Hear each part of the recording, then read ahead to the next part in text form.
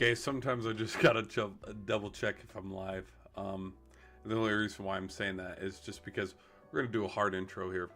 No pep to it, no step to it. We're just gonna jump straight into it. And the reason why I want to jump straight into it is because of the things that we're covering today. We're kind of covering a lot of stuff. Not really like crazy in a ways of, hey, we got like 2, 3, 4, 5 games to cover throughout the thing, but there's the topic of NFL Pro Days that I want to talk about. The topic of should UNC have even been allowed to go to March Madness? Texas and Xavier, the NBA tonight, and then also the NHL. So kind of 5 topics to talk about a little bit. Those are the 5 things that I kind of wanted to cover real quick before we get going into a little bit of gameplay later on tonight. So, first thing, while it's sitting right here in front of us, let's talk about the NBA tonight, which is why it's on the thumbnail. Luka Doncic and the Lakers secured a win, even though the Nuggets went on an impressive run there towards the end of the game. There was one point in this game where the Nuggets were down by 25, I think it was. Like, it was 79 to 100, and it's like, okay, what are we watching here? Like, this is what happens when Jokic sits out, Murray sits out, LeBron sits out. You kind of, it's really intriguing because it's like, hey, look, we got the 3 seed Nuggets against the 5 seed Lakers, 4 seed Lakers. I think, yeah, they're a top 5 seed. But like, look at this. We have 2 top teams in the Western Conference Finals going at it. But this game really doesn't mean much because, again, LeBron's sitting, Murray's sitting, Jokic is sitting. Everybody's taking a little bit of load management right now as we get ready for playoffs. Here's the thing, though. The West is going to be tight race. I think everybody, because it kept throwing up the graphic of how many games behind, like, the race for the 2 seed is, where the Rockets, the Rockets, who are sitting at the 2 seed right now, they're still 20-ish games behind, where you're not going to win all these games in a row that you have remaining in the season. There's no physical way possible to do it because when, this season started and everybody was playing tough in October and in November, like, that's when the Cavs are winning their games. That's when the Thunder were winning their games. They just came out of the jump swinging, kind of like how the Caps did and the Jets did for the NHL. And some of these teams, like the Lakers, they're kind of taking it slow. They were taking it slow and just kind of free falling for a little bit. So I think it's funny how they just kept throwing that graph up when really the 2 seed. I think the 2 seed, you're going to have to deal with the Suns.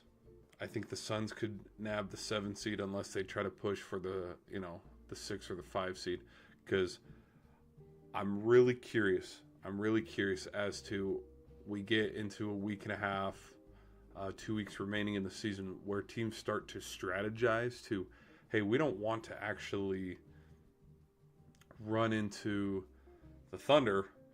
We'd rather, play down a little bit, secure this seed to give ourselves a chance against the 2 seed Lakers or 2 seed Rockets. Like, I'm really curious as to how that's going to pan out. As there's the final shot, it's a miss.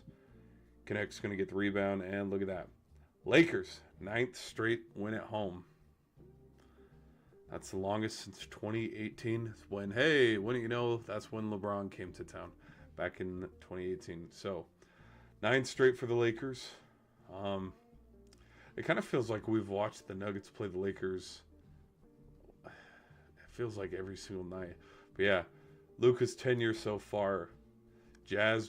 They played the Hornets, played the Mavs, and they just played the Nuggets. And I think it's funny too how full circle moment where, okay, so Nuggets lose this one 108 to 120.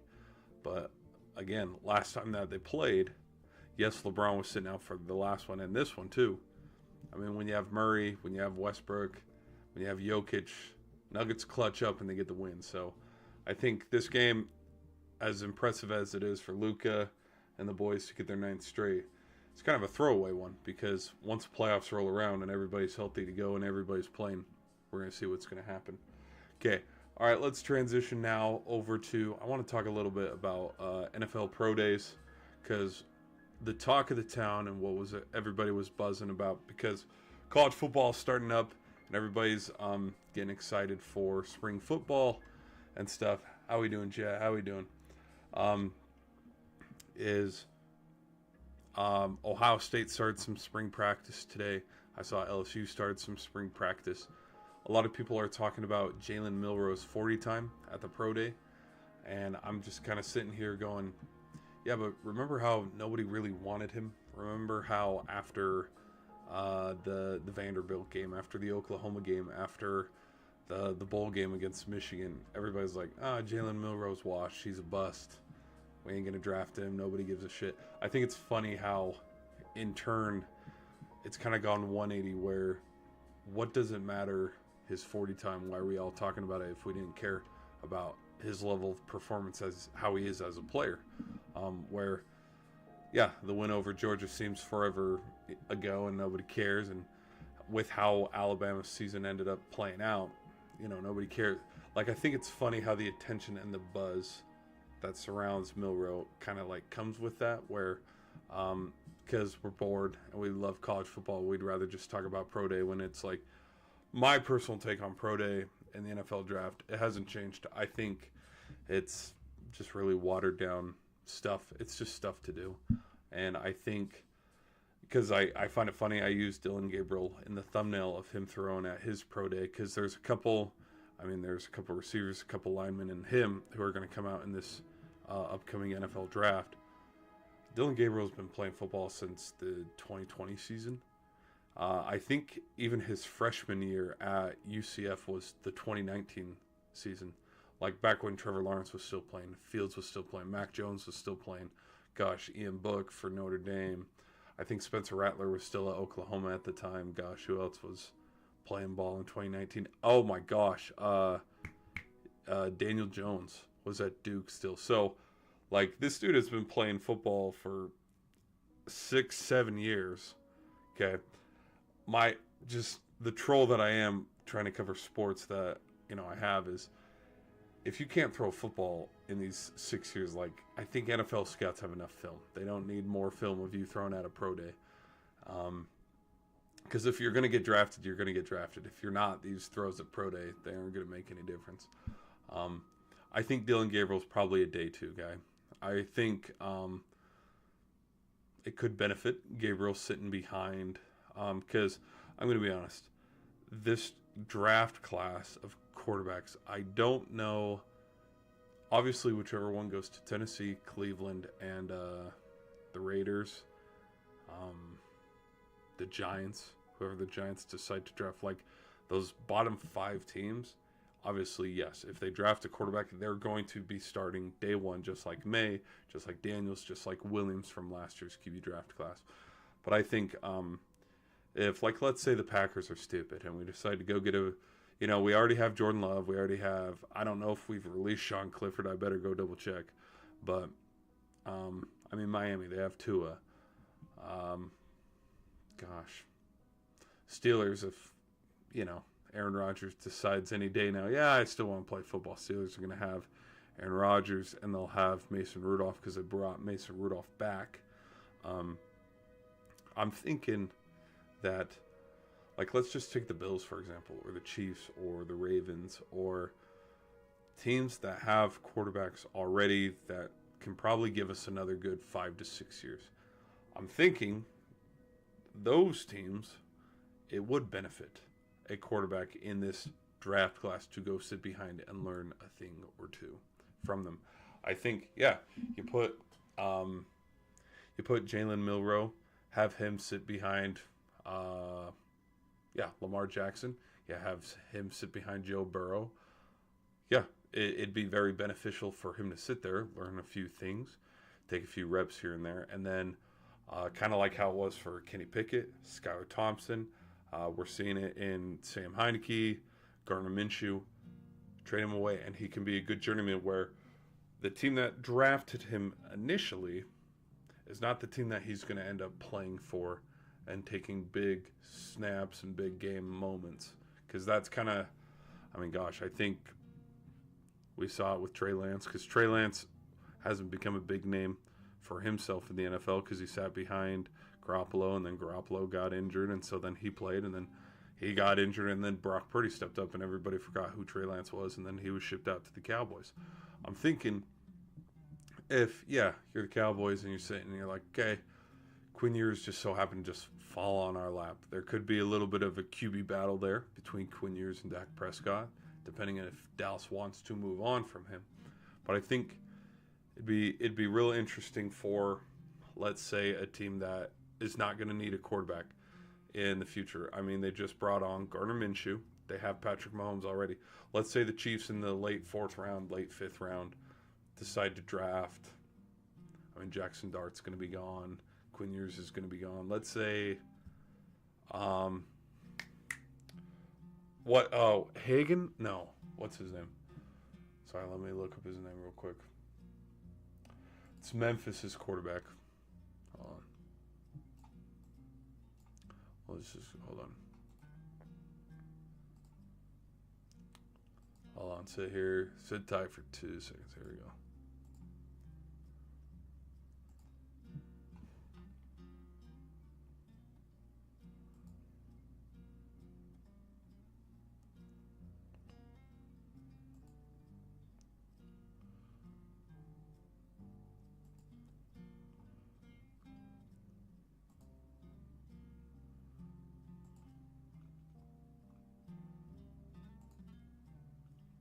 Okay, so out of the quarterbacks that are going to get drafted here on the draft list, okay, we got Cam Ward, Shedeur Sanders, Jackson Dart, Tyler Show, Jalen Milroe, Will Howard, Quinn Ewers, Dylan Gabriel, Kyle McCord, Curtis Rourke, and Seth Hennigan. Let's say, for example, yes, let's go here in the middle, because the way that ESPN has ranked them is exactly how I listed them off. But let's say quarterback 8 or 9 here, Dylan Gabriel or Kyle McCord. Let's say the Chiefs decide to draft Kyle McCord, and so Kyle McCord sits in a quarterback room with Gardner Minshew and Patrick Mahomes. Okay, Kyle McCord's not going to see the field for the Chiefs, obviously, but in turn, it could be an interesting situation where he learns a thing or two, or the Steelers draft Will Howard, and Will Howard sits behind Aaron Rodgers for a little bit. And it's a situation where Will Howard has success sitting behind Mason Rudolph and Aaron Rodgers for a season and a half or 2 seasons. And then, look at this. Will Howard takes the reins, and he's the next Steeler great. Or, Dylan Gabriel, yes, he was never going to play for the Chiefs. But then, look at this. Oh, Titans need another quarterback. The Giants need another quarterback. Browns need another quarterback after all this time. And then, look at this. We kind of have a blockbuster trade where Dylan Gabriel or Kyle McCord is going to New York, because New York, after drafting pretty well in this draft in the late rounds, they thought getting a quarterback like Cam Ward or Shedeur or, Jackson Dart would have worked. Doesn't end up working. But 3 years, 4 years down the line, after building in free agency, bringing some guys on, look at this. The Giants can make a shot in the East by bringing on Kyle McCord, Dylan Gabriel. Now, that's a shot, long shot. But I just think some of these, like we hype the quarterbacks up, we give them all this praise and stuff, yet there's still only 32 quarterbacks that can play. There's hundreds in the league right now, because there's 3-4 quarterbacks on each team. But realistically, Cam Ward, we'll see how far he goes. I think Cam Ward, Shedeur, maybe Jackson, maybe Quinn Ewers. They're gonna be given that grace period where, if Shedeur's a bust, they're going to give him, like, for example, Trevor Lawrence. His time with Jacksonville hasn't necessarily been the best. they're still going to keep giving him chance after chance, and then they might send him on his way, send him to another team. If Will Howard's a bust, he's never going to play football on a second team. If Jalen Milroe's a bust, Jalen Milroe won't find himself like Dorian Thompson-Robinson, Kenny Pickett, Deshaun Watson, Garner Minshew. They won't be a journeyman in the NFL. Like this one stop wherever they're drafted, that's going to be it. And then guess what? Your ass is going to the USFL. You're done here. Go play for the Brahmas, or go play for, gosh, what are some other XFL teams? The St. Louis Battlehawks or something. Like, you're done in the NFL. But we'll see. So that's my thoughts on Combine, Pro Day, and Draft, where, I mean, good for you getting a workout in. I mean, I think, having those workouts and benefiting the receivers too that are also getting looked at by throwing to them. They know you the most because you guys have played together, built some rapport together. Like, it's beneficial for both of you. But then at the same time, like, if a GM has looked at all your film for the past 4 or 5 years and still doesn't want you, Pro Day is not going to change that opinion. And, yeah. Okay. Now, the other thing that I want to talk about a little bit, make a quick video on it, is so there's been a lot of talk around how West Virginia got snubbed to go dancing in the bracket and UNC got to go over them. I think a quick reason and answer to that is just based on brand recognition.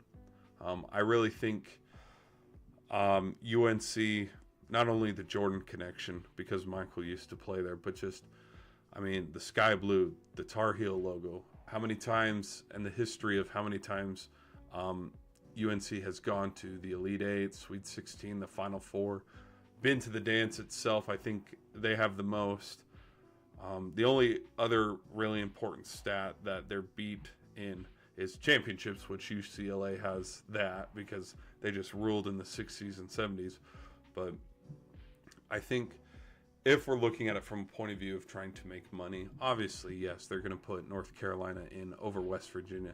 But I think they're also looking at, look how far the Tar Heels got in the tournament against, their ACC competition. They were lane violation away and maybe a miracle three-pointer away from upsetting the number 1 team, Duke.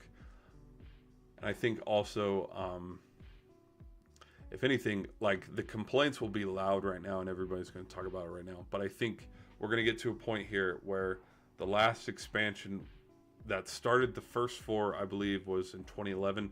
And I looked it up and did some research on when we had the extra couple teams, because it's finally filled out. We have all of our 64 teams who are in, that are in, and they're in now.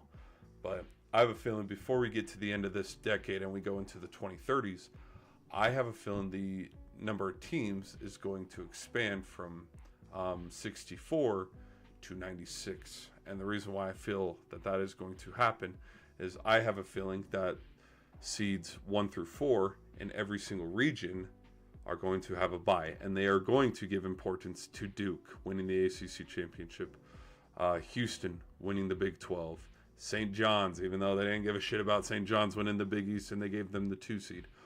I believe the teams that Tennessee, runners up in the SEC, they're the 2 seed. I just have a feeling that if these things, because the other thing that makes the waters a little murky is the fact that the athletic director who has a name connected to UNC was in the boardroom and all that, which Andy Katz was like, no, I guarantee you he left the room. When we had to discuss North Carolina, he left the room. Whether he did or didn't, whatever, that's none of our business. But what's going to happen here is whether or not North Carolina goes on a run, I mean, college football fans were complaining about it. Expanding the 4 team to more, they expanded it to 12. We saw what happened. The football got a little bit better and it got a little bit more competitive. I think, 64 apparently is not enough, even though I think it is. I think it's going to expand just a little bit more, and then we'll have seeds 1, 2, 3, and 4 in each region sit out, and then we'll have, like, not a play-in, but like it will start the way it is, and then it'll keep going. They'll probably come up with a clever name for it, make it look nice. because I think, yeah, if you want Boise State to get in, which I think after Boise State upset the number one team in the Mountain West and they went on a little bit of a run, they lost to Colorado State, or I heard Indiana got snubbed. Who else were people talking about? Gosh.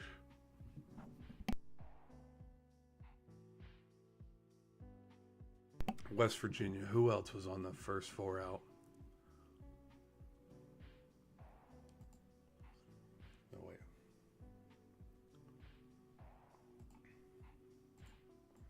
Let me pull up this list here.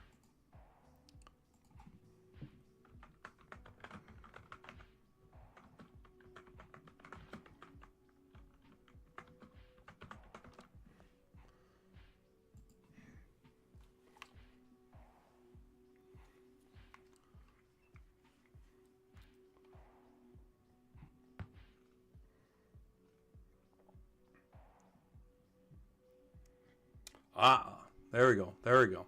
Okay. You can think SMU. You can think Wake Forest, UC Irvine, Boise State, Vandy, West Virginia, Utah State. No, Utah State's in because they're going to... Okay. Indiana, Ohio State, Wake Forest, SMU. I mean, there's a handful of teams.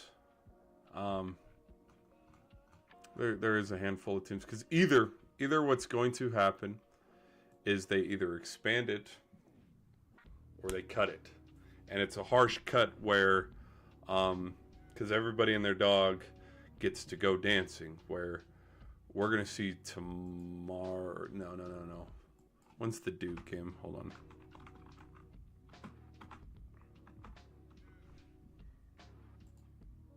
Okay. Mount St. Mary's beats American, impresses fans ahead of March Madness. Okay, this was posted 4 hours ago. Mount St. Mary's is from the... What division? I think they're D2. Mount St. Mary's.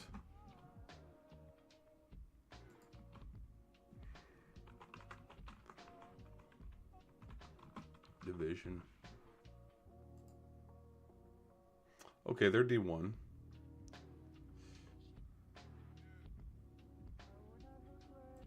Okay, let's look at who's Florida playing.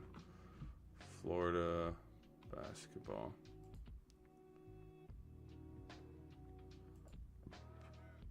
Okay, Florida's going to play Norfolk State. I know Norfolk State is an HBCU.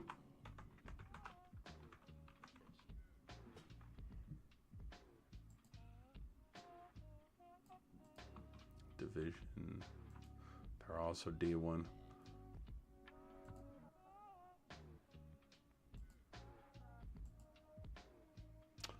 But there's 33 conferences, I think, from like the Northeast to the Ohio Valley to Patriot League to Southeastern to the Southern. Like, there's just so many freaking divisions. When we all know, like, yeah, it's fun to have like that little underdog. St. Peter's, handful of years back. St. Peter's went to the Sweet 16. Loyola Chicago back in 2018. We never would have seen these fun upsets and stuff.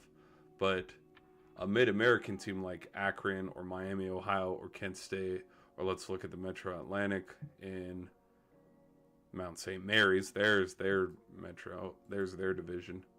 Or from the Big West, UC San Diego, UC Irvine. Like, this team, the best of their best, I bet, yeah, look at this. Let's just look at the Big Ten. Michigan State, Maryland, Michigan, Wisconsin, UCLA, Purdue, Oregon, Illinois, Indiana, Ohio State. I think all of those teams could probably beat Mount St. Mary's. But then once we list Indiana, Ohio State, Rutgers, Nebraska, like, none of these teams qualified to get there. Now, are upsets possible? Very much.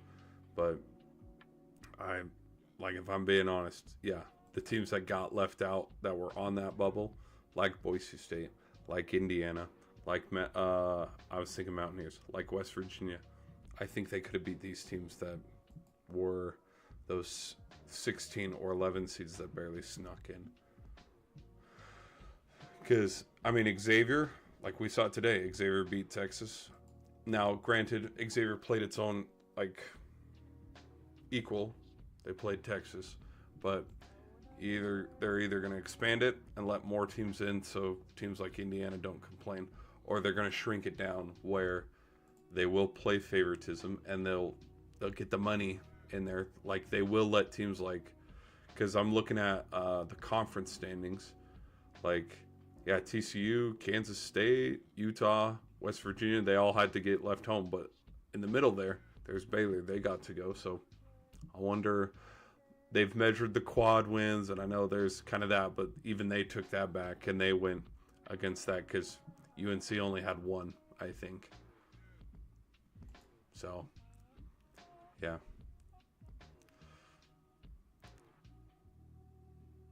UNC was 23-13. Wait a minute, did Wake Forest get to go? Wake Forest didn't even get to go, and they were better. They had a better overall record.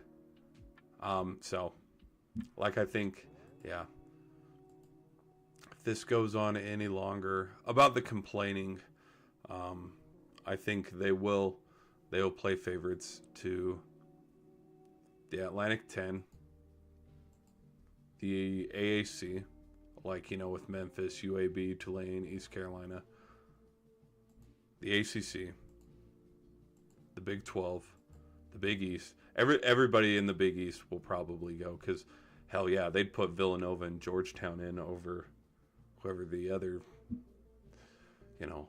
oh, we're the 11 seed. We're out of the... No, we don't give a shit.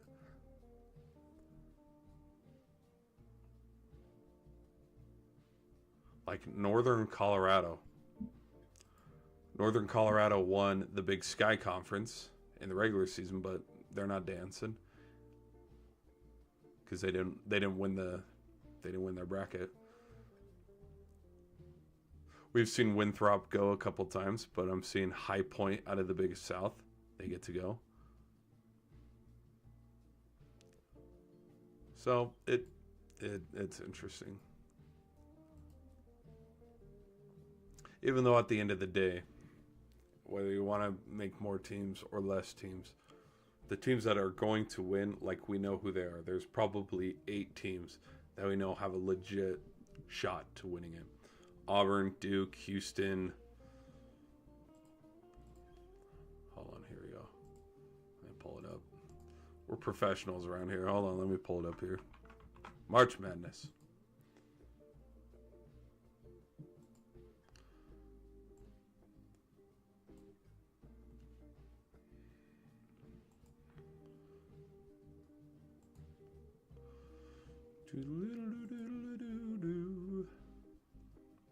Official bracket. Brackets lock in 11 hours. Oh no. Yeah, Bryant. Who's Bryant playing in the first round? Oh, Michigan State. Would that matchup have been a little bit more intriguing if it was West Virginia against Michigan State? Well, considering how much the fans like to talk, it sounded like the Mountaineers might go all the way.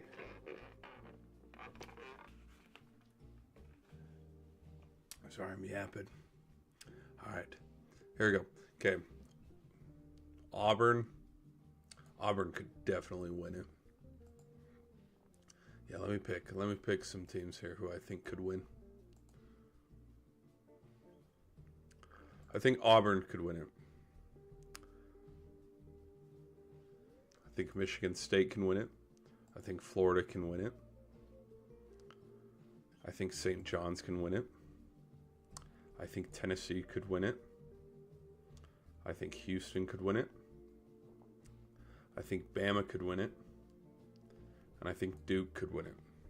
So there's our 8 teams. Okay? Now, if we want to stretch...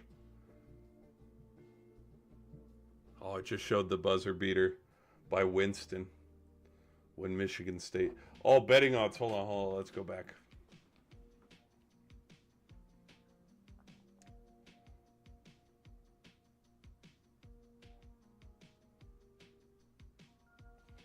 See the betting odds for. Okay. South Region betting favorites Auburn, Michigan State, and then Iowa State. Then tied for fourth, it's split between the Aggies and Michigan. Why do I feel like the betting odd favorites are going to be the downfall to this whole thing? Because I wouldn't be surprised. So I listed my 8-ish teams here. This is a long shot in hell, but like maybe it could be done if they do go on a run. Let's throw the Creightons in there. Let's throw Michigan. I don't think North Carolina could win it. I know North Carolina just demolished the hell out of San Diego State.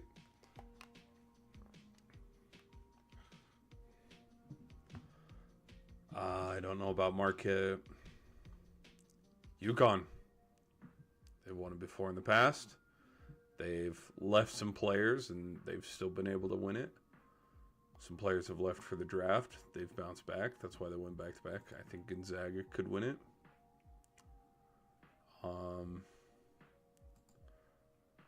Wisconsin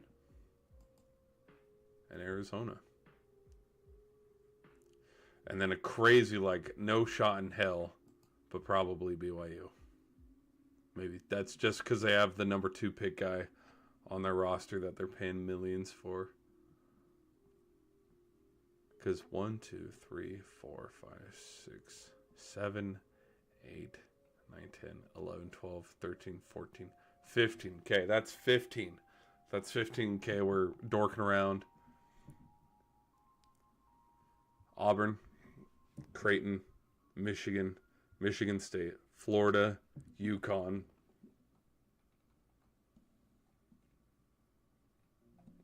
St. John's, Tennessee, Gonzaga, Houston, Alabama, Wisconsin, BYU, Arizona, and Duke.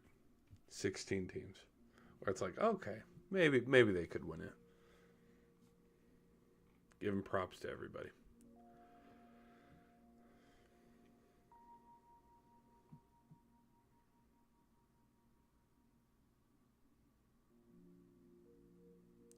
Michigan, why would Michigan? Let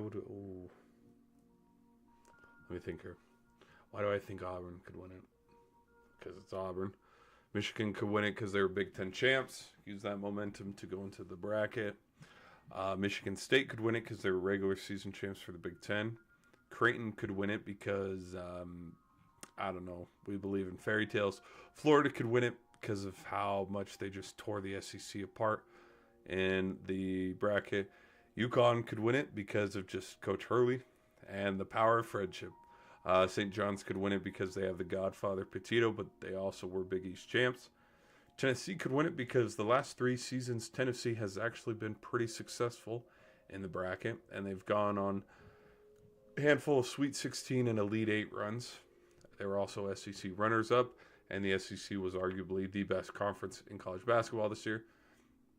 Houston could win it because they were the Big 12 champs. Alabama could win it because they still have the key pieces in their Final Four run a couple years back with Sears and Nelson. Wisconsin could win it because Wisconsin's one of those teams that just pull their head out of their ass every 5 or so years and go on a run. BYU could win it because, I don't know, the power of prayer. Arizona could win it because, all the demons of yesteryear when they'd be heavy favorites to go on a deep run just go away and Caleb Love somehow finds a way to get there. And then Duke could win it because Duke's Duke. And you got the number 1 player and number 1 team, ACC champ team. So that's probably one reason why all 15 teams could win this thing. If Liberty were to win it, or Mississippi State, don't know how the hell they'd do that. Okay. So we'll clear that. We'll clear that bracket. Okay, what else do we need to talk about? Hey, thanks for the sub, guys. Thanks for the subs. What else do we got to talk about?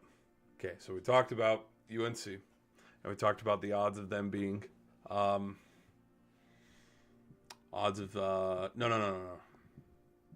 Talked about UNC and why they not deserved, but why they went. And the brutal reality is this: name and brand recognition, and how fun it's going to be when, because mind you, let's look at, I don't know why I exited out of it. Let's just go back into it. Okay, so we pulling up the history here. Let's look at the bracket here. So the official bracket has Ole Miss going up against North Carolina.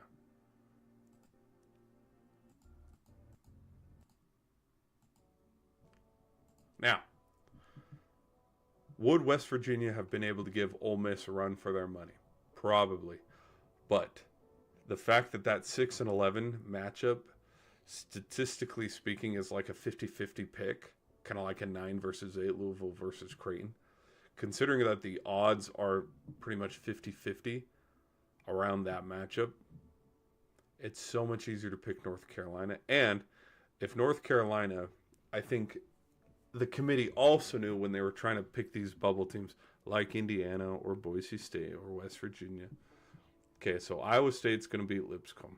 Okay, so we're in the second round, and potentially, if North Carolina loses to Ole Miss this weekend, we can all laugh about it and go, "Ha! We told you. We told you, some bitches. They never deserved to be there."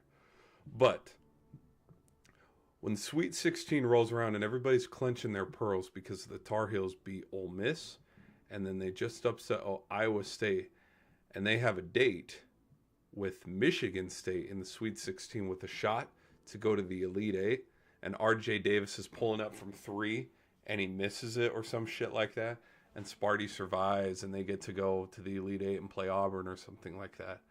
We're all gonna go, "Oh damn, okay, maybe the committee had it right. Maybe the committee knew what they were talking about. Maybe the committee has been watching basketball all year and they knew, yeah, it'd probably be best for us to put someone in the Big East or the ACC in over West Virginia or Indiana or Boise State." So that's just me. I think big time teams also, like the North Carolinas, yes, Michigan. Who else is kind of a blue blood in basketball right now? Duke. Oh my gosh, Duke. Villanova. I think if Villanova, like let's say Villanova had, gosh, what round did Villanova get eliminated in the Big East tournament? Big East tournament 2025.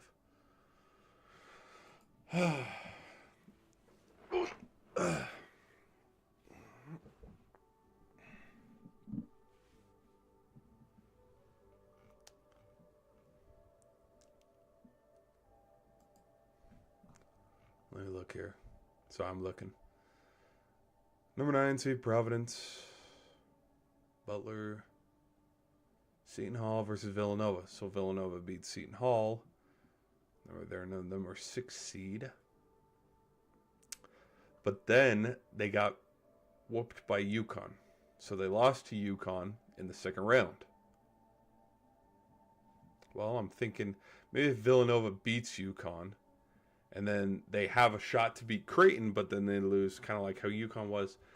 Maybe they could have tried to, okay, we'll try to bend. Maybe we can try to sneak them in here.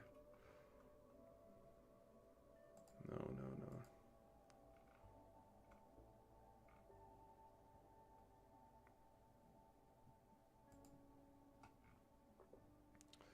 But at the end of the day, too, basketball, Villanova went 11-9 in the conference, and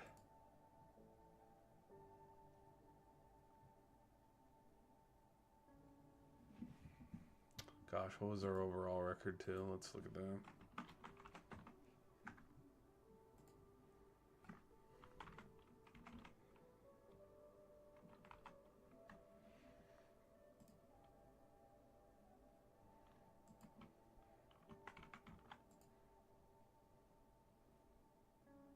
Ooh, yikes. They went 19. They went 19-14. That's the other thing, too. Is Villanova went 19-14. I know UNC I know North Carolina didn't really have a better record going 23-13, but UNC did play better games throughout the season. Oh gosh, yeah. Kansas. They played Kansas, played Auburn, they played Dayton, they played Michigan State, they played Bama, they played Florida, they played UCLA, Louisville, Notre Dame, NC State, Duke. Those are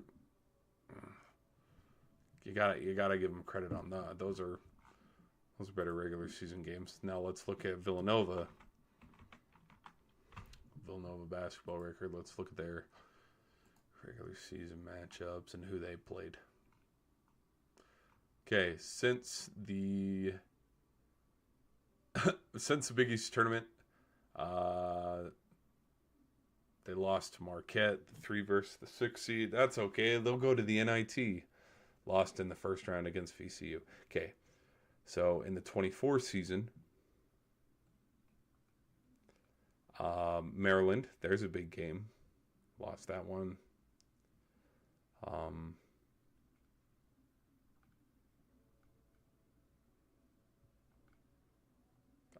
I mean, I'm seeing Creighton. I'm seeing St. John's.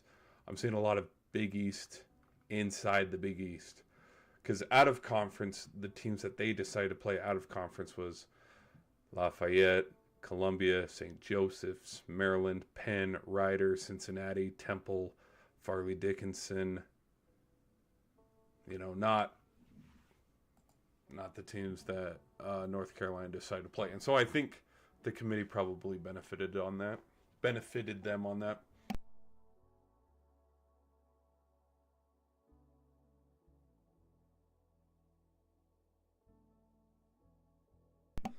All right, let's keep this thing rolling, shall we, peeps? Let's talk about hockey. Hey, here we go. Yeah, let's talk about hockey because we talked about. Oh, actually, you know what? Let's talk about the game that we just saw tonight between Texas and Xavier. First four is officially set. I mean, no, first four is officially over. Sorry, bracket of 64. It's all set. There's going to be no more waiting around. First rounds of games, I believe, start tomorrow, if I'm not mistaken, because brackets lock in about 11 hours, which I think is, well, will you look at that? First round begins tomorrow. Tomorrow at 9:15 a.m., Creighton against Louisville. Ooh! Starting us off early. Okay. And then Montana versus Wisconsin. Who else is playing tomorrow? Oh, shit. It feels like everybody's playing tomorrow. Tomorrow. Okay. Michigan's playing tomorrow. St. John's is playing tomorrow. Okay. All these teams had time to rest up. And now they're playing tomorrow. Okay. But, so with Xavier and with Texas, I think this game, from the final handful of minutes that I saw, it was very depleting for Texas because Texas had the lead for the majority of the game. And the reason, this is an overreaction, no need to make a video about it, because sometimes I hit the record button and clip myself. I think it's a little bit of an overreaction.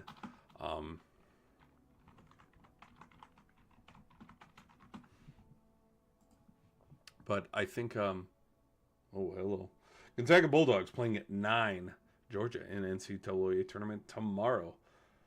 Potential path to the Final Four.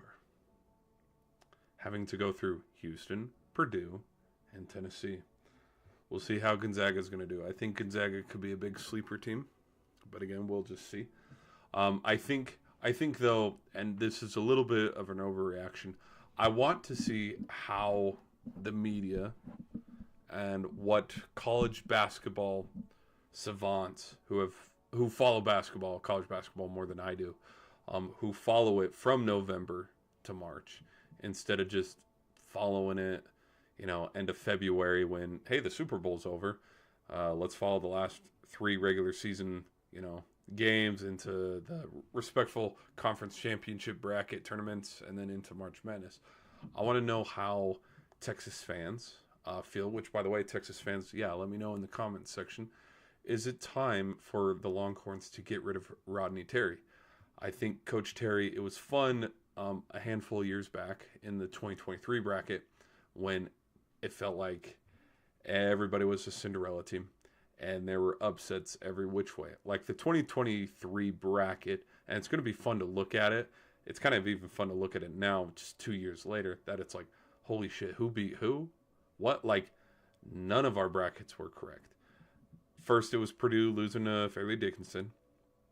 And then there were, for a split moment, we were rooting for Coach Izzo. And then K-State went on a little bit of a run.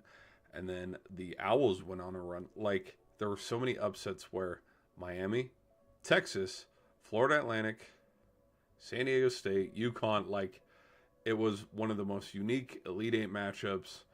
And how it ended with the Final Four and who was left, like, it's just freaking crazy where it's 2 underdog teams playing each other and then UConn versus the, Florida Owls. It's like, the Florida Owls, they're not going to the final.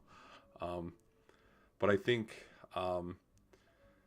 it was a good, crazy, fun March Madness run a couple years ago. But where has the success for Texas hoops been under his tenure? And so a little bit of my overreaction, having watched the Musketeers come back for Xavier, tie the game with about 2 minutes left, and then just deflate everything and all momentum that Texas had. As we said, after this loss, we see his overall record, and we see how they exited the tournament this year. It kind of makes me go, okay, do we blow this thing, start new? Do we, reload one more time, give him one more chance? I want to see his head. I want to see his contract. Let's see Coach Terry's contract.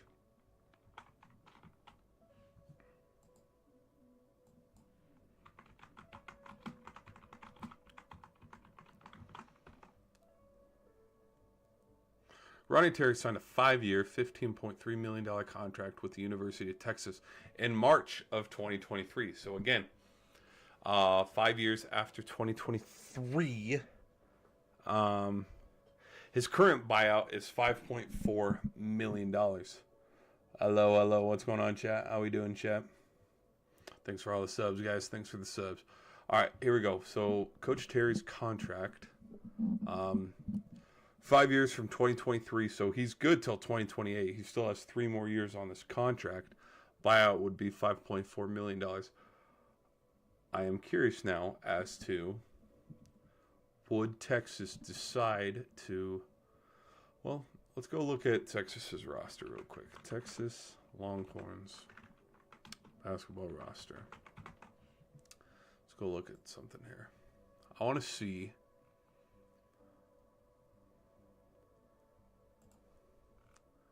okay, let's just go down the list here. Okay. Jordan Pope, Jr., Julian Larry, grad. Weaver, Jr., Vincent, freshman. Cedric, grad. Arthur Kaluma, senior. Cole Blott, senior. Clark, redshirt sophomore. Cody, freshman. Mark, graduate senior. Malik Presley, sophomore. Trey Johnson, freshman.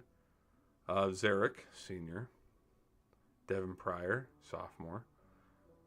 Jason Kent, also a grad. And Anthony McDermott, freshman. So, you either got old guys or you got young guys. Like, look, grad student. Grad student. Grad student. Grad student. Grad student. Like, that's a lot of graduate seniors. Now, let's look at Duke's basketball roster. Please tell me the... Okay. Foster, sophomore. Flagg, a freshman. Evans, freshman. Proctor, junior. Brown Jr., Knuppel, freshman. Harris, freshman. Come on, Malich, freshman. Cameron Sheffield, graduate senior, so he'll probably be gone. Zion James, graduate. Mason Gillis, graduate. Didn't Mason Gillis... Oh, yeah, he came from Purdue. Yeah, previous school, Purdue. Yep. He's a graduate senior. Yep, this dude, Mason Gillis, he played with... He was on that Purdue team that lost to Farley Dickinson. Neil Begovic, he's a graduate. Patrick Nogangba, he's a freshman. Stanley Borden, senior, and then Spencer Hubbard, graduate.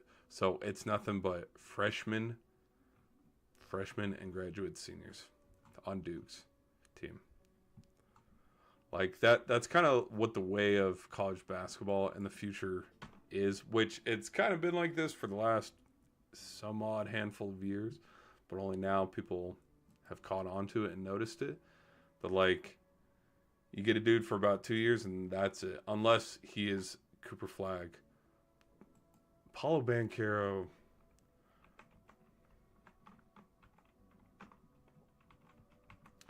I think Paolo Banchero played all 4 years at Duke because he wasn't highly...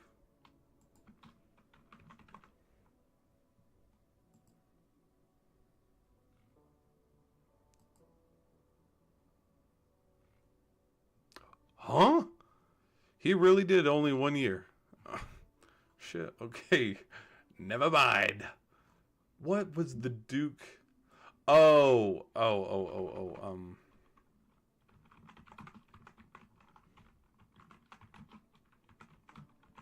Who is the Duke?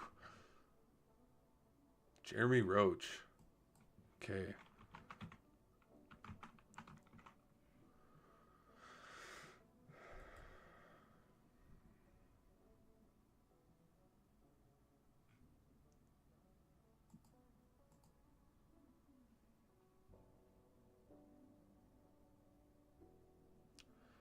Game on the 21st against Mississippi State. How fun is it going to be when Jeremy Roach plays his former alma mater, plays Blue Devils?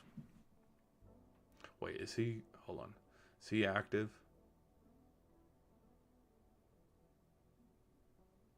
Hold on, let me see the stats. Previous handful of games.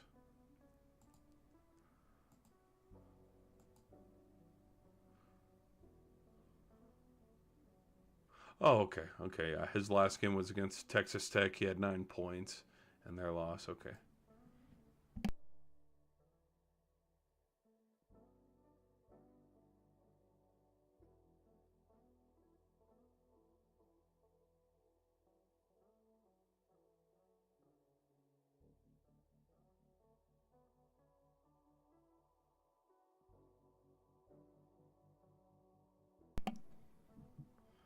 Alrighty.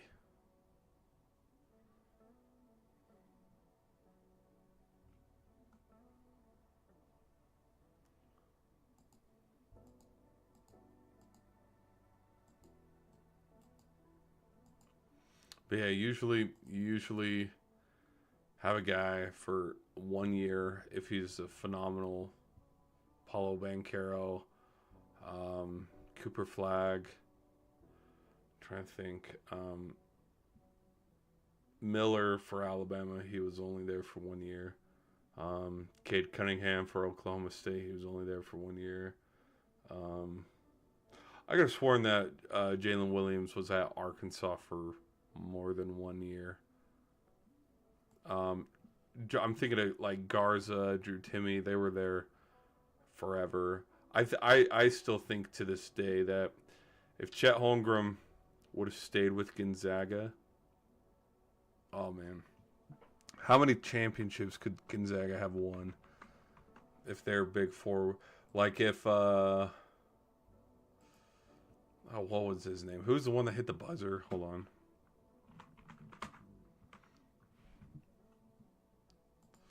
what was his name? Oh, Jalen Suggs. Yeah, if Jalen Suggs didn't go to the draft and get drafted by Orlando, because Jalen Suggs was also I think he was a freshman. Kispert was also on that team. Like there were so many good players on their team. There's a reason why they went to the final. Like they were just so freaking good. Um, but so you take that squad, and then you followed up with you bring Chet Holmgren in. Gonzaga in 2022 could have done some serious damage with Suggs, Chet Holmgren, Drew Timme. I think Kispert could have stayed. I think Kispert went early. Who else? Who else was on that team?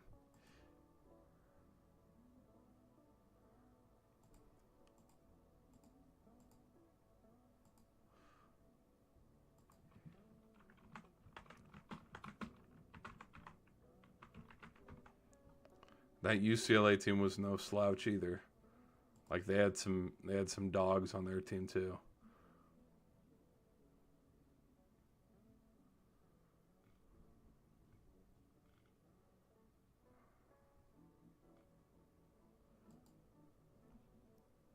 Oh yeah, I remember Joel Ayayi. He was good.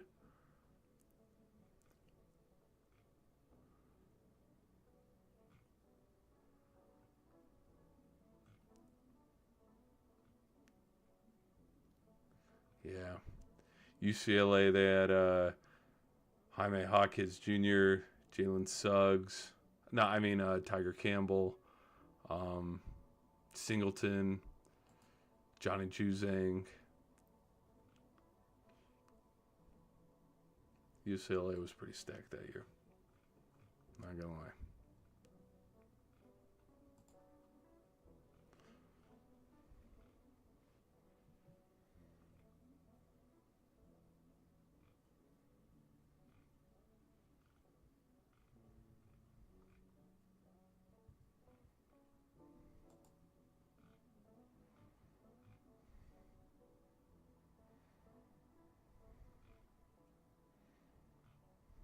Coach Few.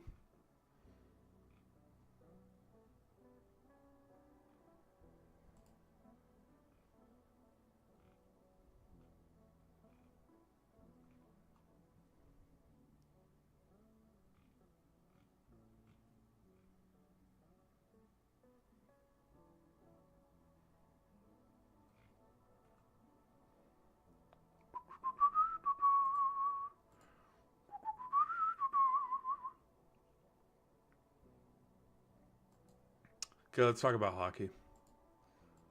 Switch it over to hockey now. There weren't too many hockey games today, which kind of made me really disappointed because it's like, oh damn. There was only two games today. The Avs played the Maple Leafs, and then the Wild played the Kraken. And the Wild belt to ass beat Seattle 4-0, which is why they're in the thumbnail.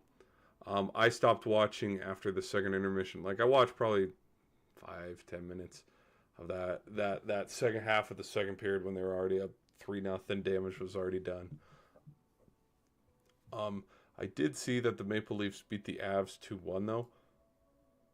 Let's dive into it. Let's see some context as to how this happened. Okay. Auston Matthews gets the first star, so he must have had the period 3 goal. Oh no, Steven Lorentz did. Okay, so no goals in the first period, but in the second period, to start things out, Auston Matthews gets the goal with the assist from Mitch Marner, and then Valeri Nichushkin, he ties this thing up at 1 apiece about 2-ish minutes later, and so then it was just 1-1 for the rest of the game. And then in the third period, that's when Steven Lorentz had his shorty to make it 2-1, and then the Leafs just held on. Was this a home game for Toronto? This was a home game for Toronto.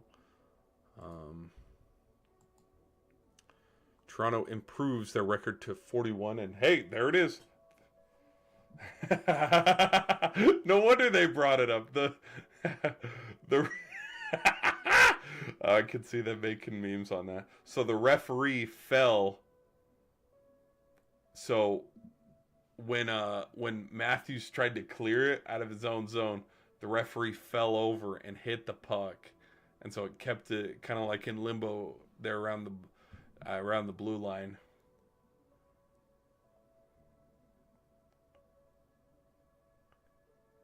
Damn.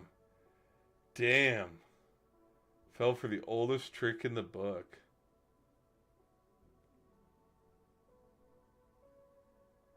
Hidden ball trick. Nebraska's first baseman Tyler pulls off the hidden ball trick against Pepperdine.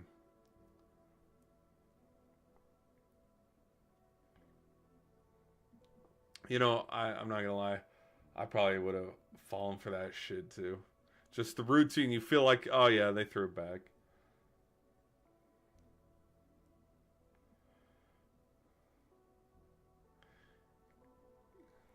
Here we go. First four, Region 1, Spokane. UC San Diego. Ah, yes, the Tridents against Southern. Buckets. Oh, they got their asses kicked. Southern defeats number 16 UC San Diego 68-56. Luka Doncic joins Scott Van Pelt coming up on SC. I also saw today that the Pelicans got eliminated from playoff contention. The Sharks are eliminated from NHL contention. Pelicans are eliminated. Jazz are eliminated. See who else been eliminated. But yeah, so Toronto, after their win 2-1, they improved their record to 41-24. Colorado falls to 41-25. Let's look at some of the standings from Vinny. I wish I had your hair. I'm bald. Sorry, man. It's in the genes, I guess. Hey, chat. I see you, chat. I see you, chat. I know I'm not reading chat as much as I should be, but I see you guys. Promise. All right. In the East, let's break down the Atlantic. Florida and Toronto, they're tied at 85 points apiece. Washington, they've pretty much wrapped up the Metro. Carolina is 12 points behind them, so they're not going to get that. In the Western, in the Central, looks like the Jets are going to walk away with that because Dallas is sitting at 89. They're 11-9. They're 9 points they're 9 points behind. But again, let's see who Winnipeg has coming up here. So full schedule here.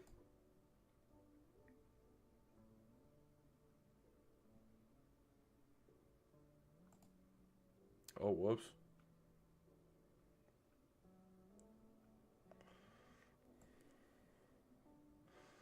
Sorry, let me fix that. Sorry. All right, let's go back to it.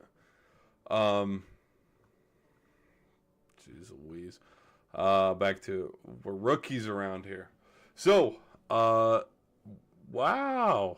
Okay. Clearly, I haven't been following the window. I need to watch. I'm not gonna lie. I need to watch more Winnipeg Jet games, and the reason why I need to watch more Winnipeg Jet games is because nonchalant when the West and the East and the bracket comes out, it'll be so easy for me to just pencil in Winnipeg going all the way to the Western Conference Final without looking at the context of these guys lost to Vancouver 6-2. They barely beat Seattle, who just got dog walked 4-0. They barely beat Seattle 3-2 in overtime. Like, I need to start watching more Winnipeg games so that when they are the 1 seed, yeah, okay, they'll beat the 8 seed. But then when they run into, because I think there's an Instagram post here. Let me look it up. Where if the playoffs started today, it's one of those posts. Oh, Airbud, he made a bracket. Who gives a shit? Oh, that's adorable.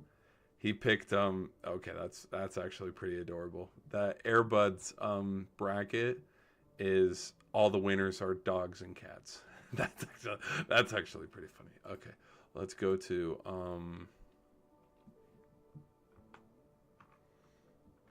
what's the shit, I'm already at a blink. Oh, NHL. Duh.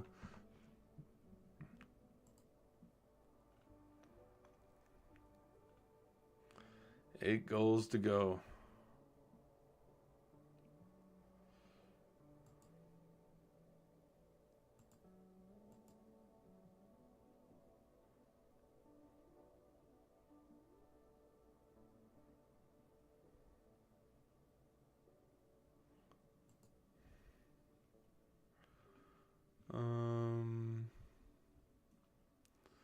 There's the Eastern Conference race. Eastern Conference race.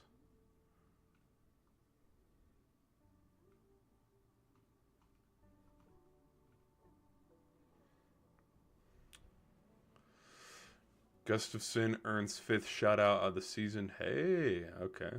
Noted.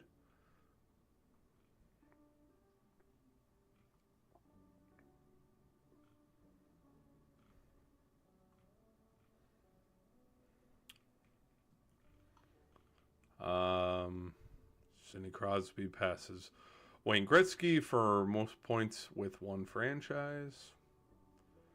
Okay. He's 4th. He's 4th.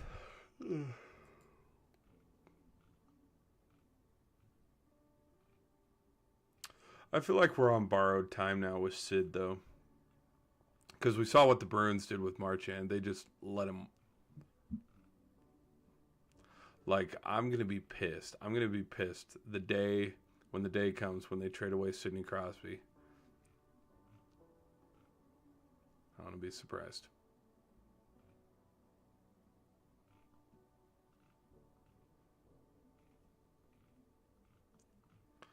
What the hell? Where the hell is that thing? Does the NHL really post this much? March 14th. Okay, hold on. Oh, they probably, okay, that has to be it. They probably post it once every week. It has to be probably once every week. But yeah, if the playoffs started today. Okay, so if the playoffs started today, Central 1 against Wildcard 2, it'd be the Jets against the Flames. So that's an easy, okay, yeah, Jets win this. But then it's Dallas Stars and the Colorado Avalanche. They're at the C2 and the C3. Now, again, knowing the context of starting to watch some of these Winnipeg Jet games on, if I know enough knowledge or if I should know more, there's parts of me that will go, oh yeah, the Jets can get it done. They'll get to the Western Conference Final. But then there's the other part of me where I feel like, kind of like how I'm watching these, not as important Laker games when LeBron, Murray, Jokic, all of them are sitting out. I can still be the one that is like, well, I did watch the games and I knew kind of like the mantra and the flow of how these games went. Or now let's switch it back to hockey where, yeah, I've watched these games. I know well enough to know that, yeah, Dallas is going to beat Colorado, but it's going to take 7 games. But then when Dallas turns around and plays Winnipeg, they're going to get it done in 6, and they'll be able to beat Winnipeg at home in Dallas. Like, I feel, yeah. Or if Dallas can try to split the first 2 games in Winnipeg, they can get it done in 5 on the road again. Or something along the lines of that. Yeah. Because out of this,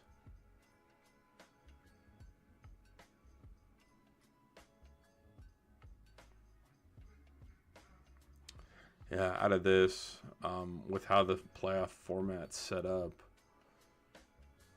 I'd probably have Jets.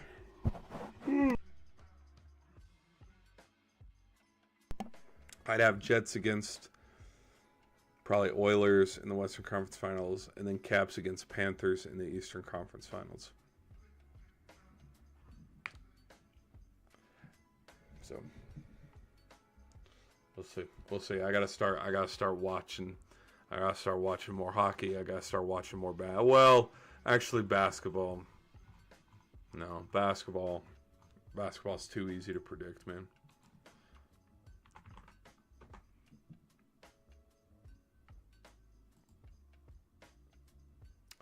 I'm not gonna lie, C3PO. I'm a little sleepy.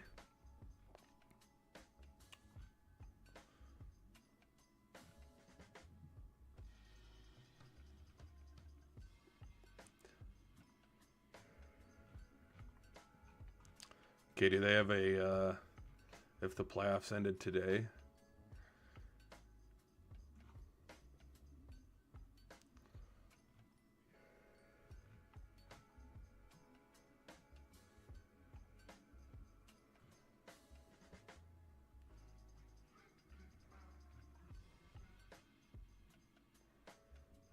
The Nuggets beating the Warriors. Okay. There's probably context to that. Okay, let's talk about the NBA. Let's see who won in the NBA today. Cade Cunningham calls a game for the Pistons with 3 in the final seconds as the Pistons beat the Miami Heat 116-113. If I'm not mistaken, this is Miami's 7th loss in a row now since trading Jimmy Butler. Oh, yikes. Oh, yikes. Goodness me. Okay, look at all these losses, okay? So, the Miami Heat get rid of Sir Jimmy Butler. Okay. 1, 2, 3, 4, 5, 6, 7, 8, 9. 9 straight losses for Miami. Who would have thought? Who would have freaking thought? You got Tracy Morgan throwing up on the sideline because he's sick of watching this garbage. No, I'm teasing. He got food poisoning. But, yeah, you lose to the Cavs, the T-Wolves, the Bulls, the Hornets, the Clippers, the Celtics, the Grizzlies, the Knicks, and then the Pistons. Now, Knicks are the 3 seed in the East. Grizzlies are the 3 seed in the West. I get that. Celtics are the 2 seed in the East. Clippers are the 5-6 seed in the West. But the Hornets? The Bulls? Come on.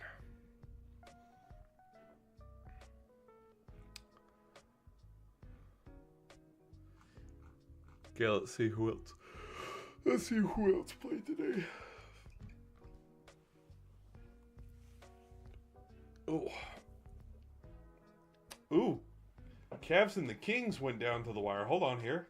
We got 3:50 to go here. 109-109. Stop me if you've heard this one. Cavs winning a close one. Murray with the simple layup. Here comes the floater. And no good. Okay, 114-117 with a minute 24 to go here. Mitchell with that layup. Little soft jelly. Okay, DeRozan. His little sweet jumper. It's good. Okay, 116-119. 39 seconds to go here. A little bit behind the back. Oh, put it away. 120-116. Was that it? Look at that. Monk calls game. The Kings beat the Cavaliers 123-119. All right. The Midwest region. Battle of the number 11s. Texas Longhorns against the Xavier Musketeers. Simple 15-footer. 3-pointers good. Xavier, early foul trouble here. 52-59. 62. Longhorns lean by 10. That's not enough. Here comes the Musketeers. He'll sink the 3. We got 9:30 left to go in this thing. Yep. And like I talked about earlier in the stream, bang, there's the 3.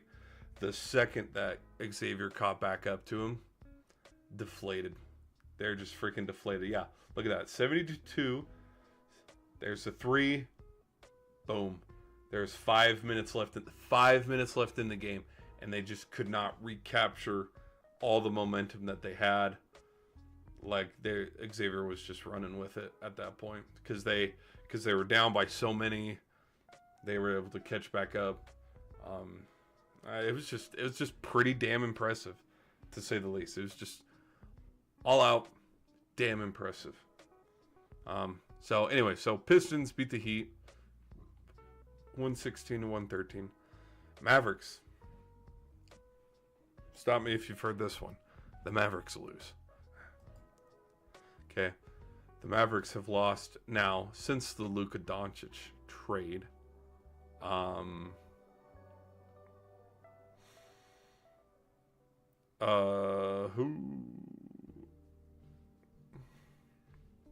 Can't remember when he got traded exactly. Hold on, let's go to the regular season.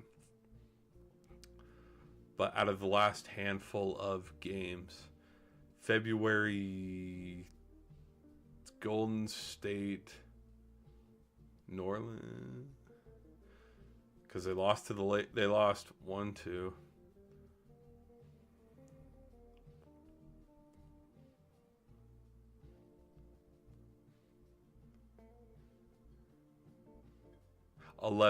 They've lost 11 out of their last 13, but they're coming off of a 4-game losing streak. They've only beat San Antonio, and they've only beat Charlotte since trading Luka. From Jonah, I'm creeping on the low. I'm from Japan. Hello to Japan. So yeah, stop me if you've heard that one. Mavericks are choking it away right now. Pascal Siakam scores 29. Well, yeah. Go figure. Okay, Rockets and Magic. Rockets improved their record to 45-25 after beating Orlando 116 to 108 on Easton's 16-point game. Paulo Banchero, speaking of, we were talking about him a little earlier in the stream. He had 31 points. Pelicans beat the Timberwolves 119 to 115. But again, what the hell does it matter, Zion? Yeah, you dropped 29. You guys have still been eliminated. Maybe if you guys showed up earlier in the season, started playing meaningful games in November and December, we wouldn't be in this situation. Did I say that out loud? Yes, I did. The Thunder absolutely belt to ass the 76ers 133 to 100. Williams had 19 points. Spurs beat the Knicks? What? Hello. Mamukelis. Mamukelashvili from Seton Hall. This must be who they were interviewing when, Flava Flav. They got Flava Flav's approval.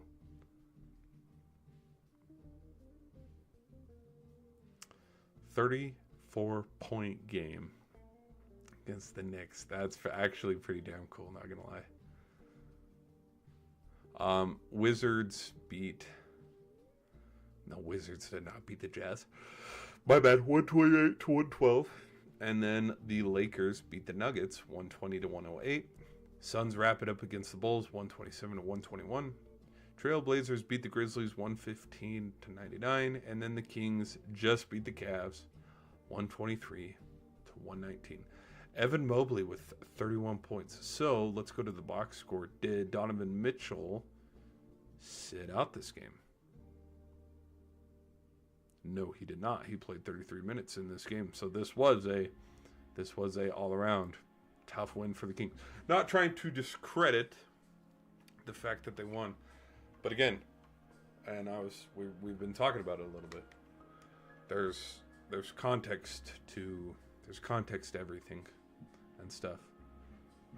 If we watched the Laker game tonight, it seemed like the Lakers are on fire when, well, two best players on the Nuggets were not even playing.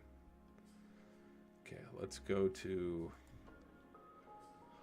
I know it really doesn't matter, but the Lakers and the Bucks are playing tomorrow, and the Raptors and the Warriors are playing tomorrow.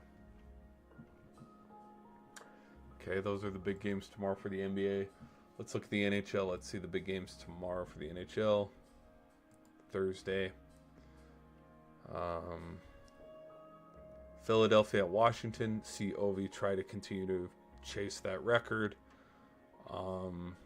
Winnipeg at Edmonton. Hello, 6 p.m. That might be blacked out just because ESPN Plus is so silly. Like, Vegas was playing... Who... There's a game... Oh, Pittsburgh and Vegas. Okay, Pittsburgh and Vegas. This game was in Pittsburgh. It was blacked out because I'm in Arizona.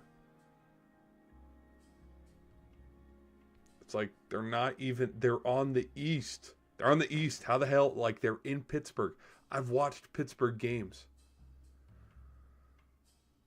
I don't know. All the King games feel I feel like all the games that the Kings play have been blacked out. Not gonna lie though. Okay, so those are the Thursday games. Boston and Vegas. Winnipeg and Edmonton, I'd give that though.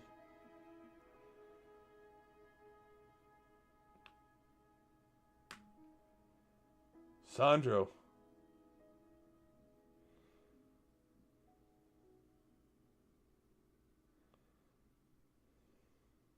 Uh-oh. There's his dunk. Okay. College basketball.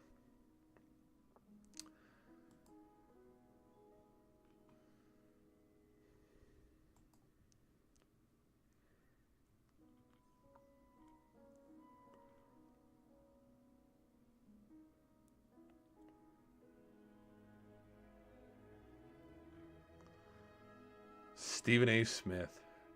Stephen A. Smith has, to quote Stephen A. Smith, oh my lord.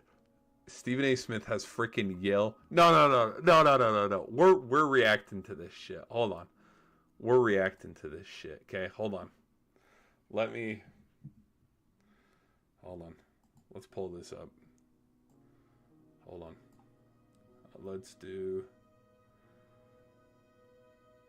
Oh shit. Sorry.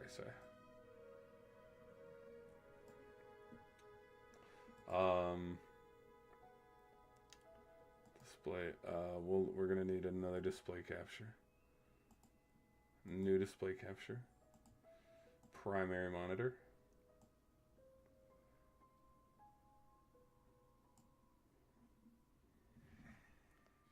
Okay. There you guys go. Or you guys can just see it. Okay, and then click OK on that, and then I'll go over here. Display capture.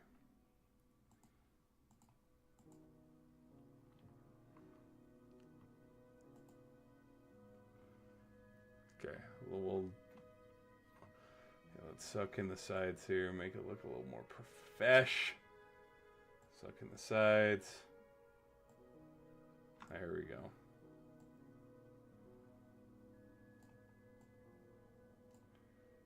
I'll scoot this over. Scoot me over.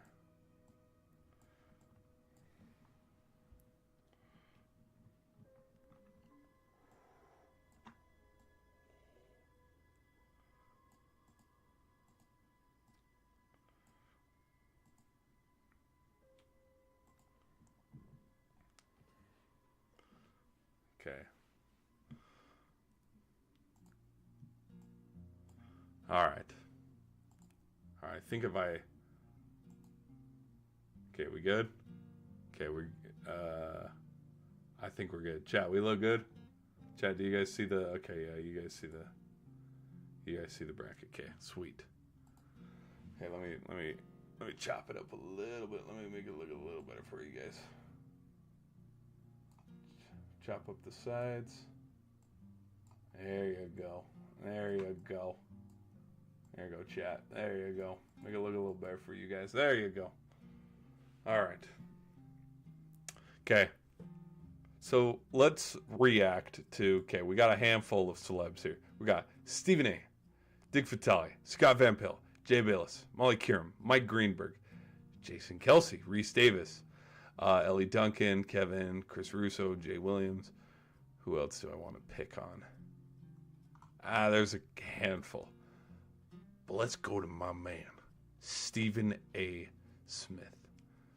To quote Stephen A. Smith, oh my lord. Stephen, how the hell do you have Yale getting over Texas A&M and Michigan. Stephen A., explain to me. I need some explain, Stephen A. Because, like, what the hell's up with all these upsets? Look over here. You got Liberty if we're just going to be vanilla and go 1-2 in the Elite Eight. Stephen A. Okay, I'll agree over here. I'll agree over here. Yes, I had North Carolina doing that. Yes, I'll agree with that. I'll agree with that. But the hell do you have Yale going on this? Because you're not even setting up the potential of, okay, if Michigan was right here, Michigan could upset Auburn, and it could be Michigan versus Michigan State. You left that out of the realm of possibility. Wisconsin over BYU, okay. Now there's no flavor here. You just have, again, 1 and 2. This is pretty much how mine is too, except I have Oregon right here. We are very similar. Except I have Arizona.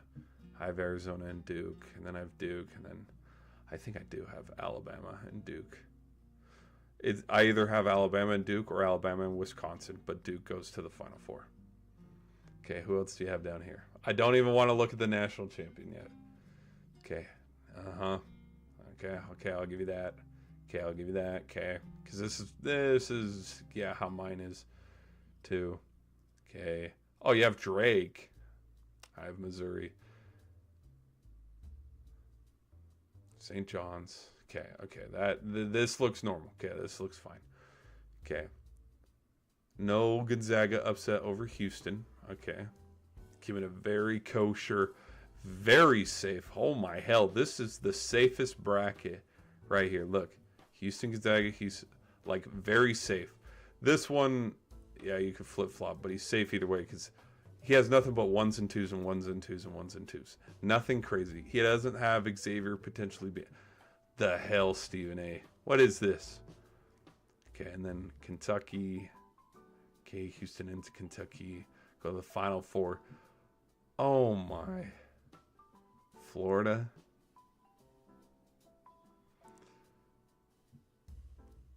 I don't like it. Like, the Duke-Houston just seems too easy to pick on this side. I've seen a lot of Duke-Houston. I've seen a lot of Florida, but yeah. Okay. All right, Stephen A. Okay, what about Dick Vitale? Okay, see, someone's thinking straight here, okay? Someone's got his head screwed on straight. Okay, Michigan. Oh, that's tasty. Okay, he has Michigan with the upset. Okay. Not falling for the North Carolina. I see that. Okay. Trap game. Okay. St. Mary's, Alabama. Okay.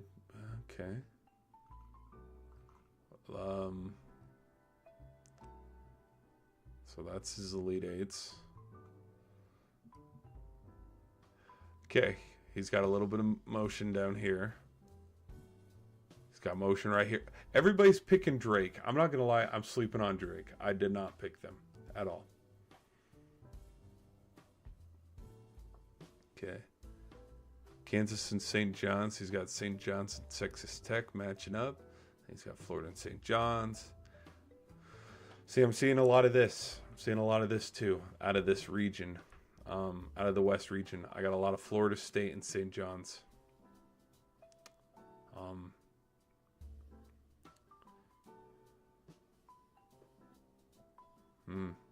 Very safe. Very safe here in the Midwest. Okay. He also has Florida and Duke. But he has Duke winning it against Florida.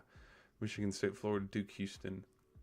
Because I have a feeling that Coach Izzo might go out the way that Coach K went, where he gets to the Final Four in his last. I'm not saying that this is Coach Izzo's last season. I'm just saying that when the time comes and we do the farewell goodbye tour, he's going to the Final Four.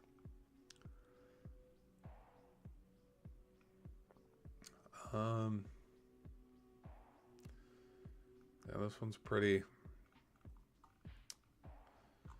pretty tame, pretty calm. Okay, Mike Greenberg. Oh shit, bro. There we go. There we go. A little bit of madness right here. He has Louisville beating Auburn. Okay, Louisville, Michigan. Louisville against Michigan State. Okay, okay. I like the madness. I like the madness. Okay, Duke and Mississippi State. He's the only person that I've seen Mississippi State beat Baylor.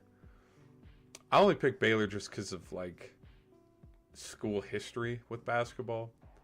It got to that point. BCU against VU. Okay. St. Mary's, Alabama. Again, Alabama-Duke seems like the safe Elite Eight matchup in the East. Okay. Very vanilla. Very vanilla. Look at all this.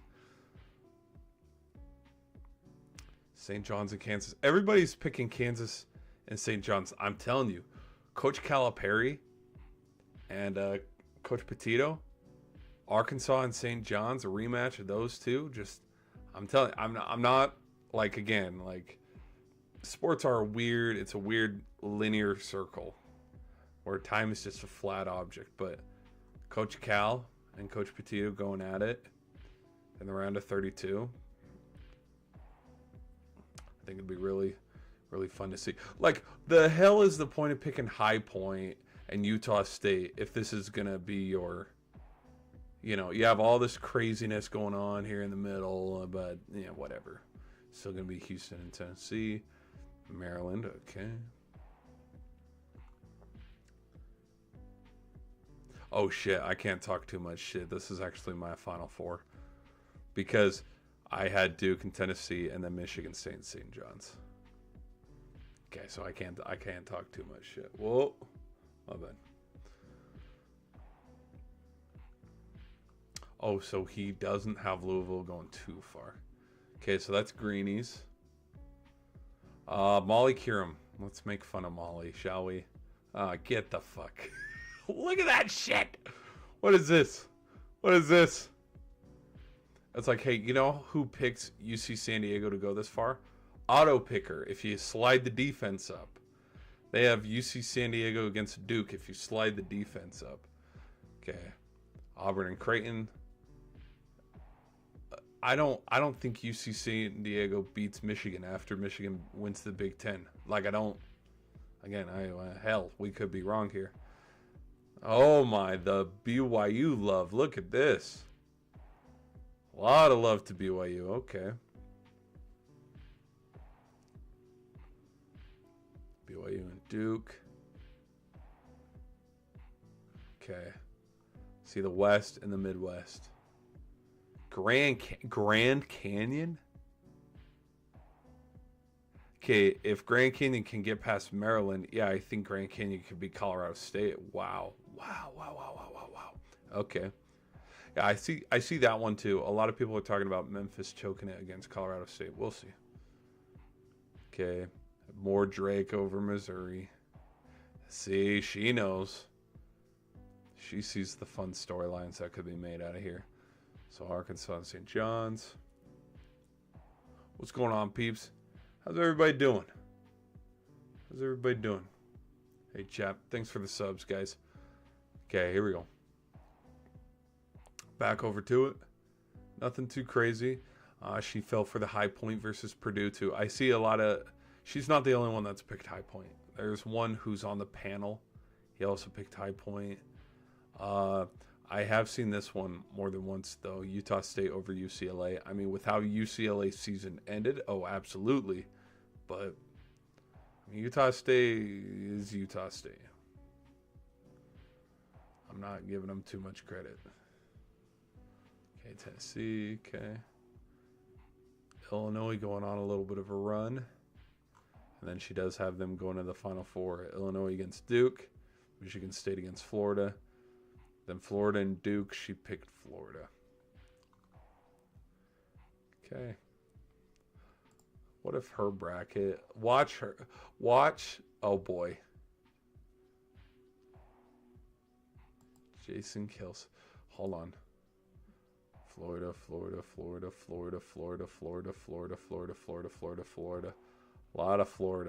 A lot of Floridas.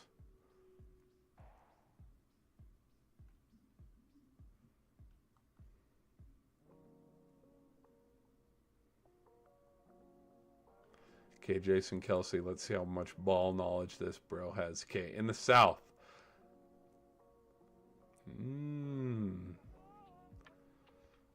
Very kosher. Very kosher. New Mexico. What? Okay. Akron. Oh my gosh. Someone told him to pick this. I guarantee you someone told him to pick Akron over Arizona. BYU, Wisconsin, Vandy, Bama. Okay, alright, alright.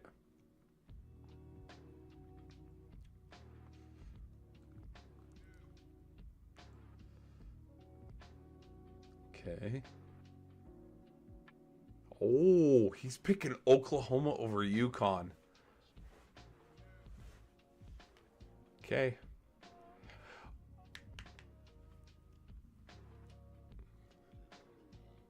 Okay. He's picking Georgia over Gonzaga. Okay. All credibility out the window. No, it isn't. Okay. So his final. Whoa. Whoa, this is a crazy Final Four. Houston and Wisconsin.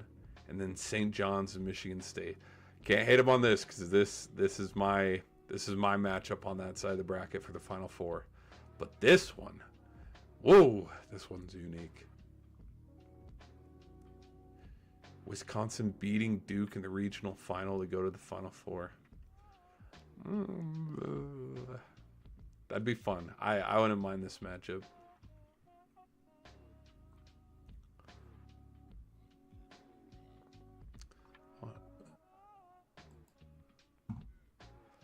Okay. CJ. Let's see J's. Texas A&M over Michigan. Okay. Pretty kosher. All right. Yeah, nothing too crazy. Nothing too crazy. Nothing too crazy. Nothing too crazy. Just. Oh, there we go. There's a little bit of crazy. There's a little bit of crazy.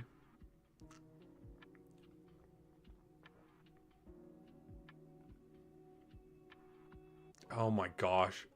Does he not know that you never put 4 ones in? It hasn't happened in over 10 years. You never put 4 ones in.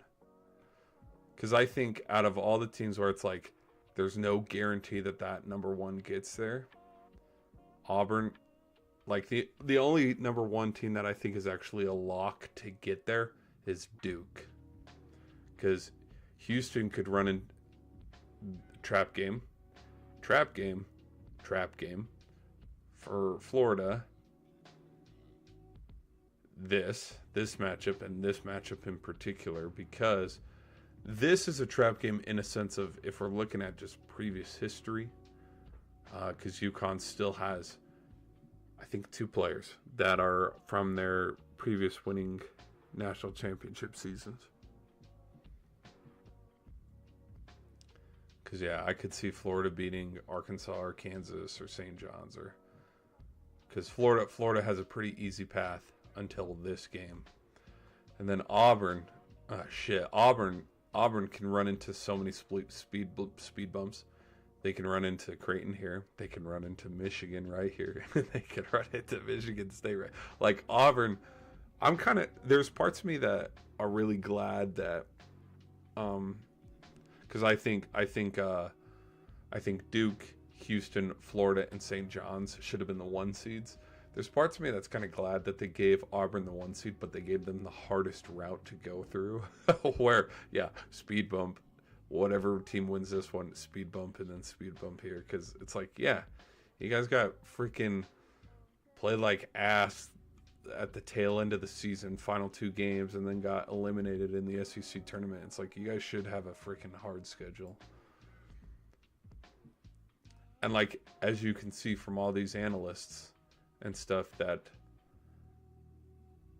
not a lot of people are giving Auburn love, except these guy, that guy. Like, all the hype's around Florida. Jay Williams.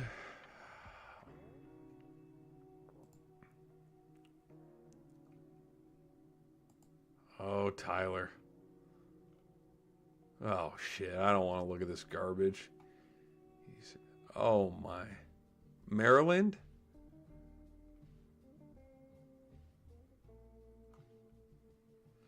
What the hell is the point of having St. John's go all this way if you're just going to have them lose to Maryland? I'm like, some people. Some people!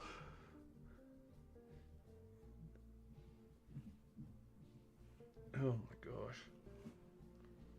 He had Xavier going away. Okay.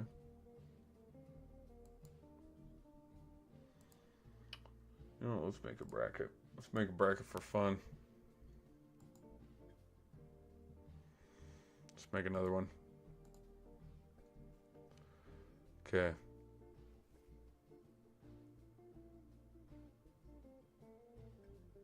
Hello, everybody. Okay. Hey, chat. How we doing? How we doing, chat? Okay, let's make another one. Okay, Auburn, Creighton, Michigan, Texas A&M, North Carolina. Okay. Don't think about it too much. Don't think about it too much. Don't think about it too much. Don't think about it too much. Don't think about it too much.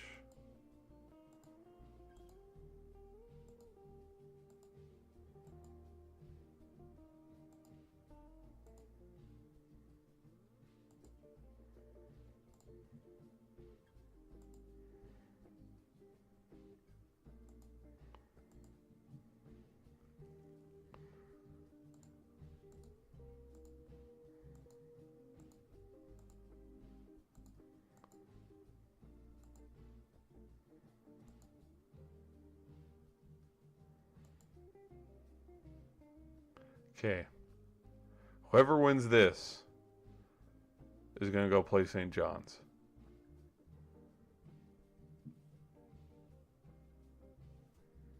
Oh.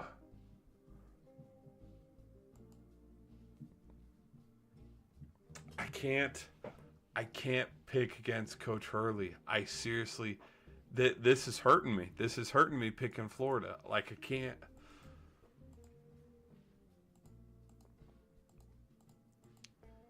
Fine. Fine. Okay.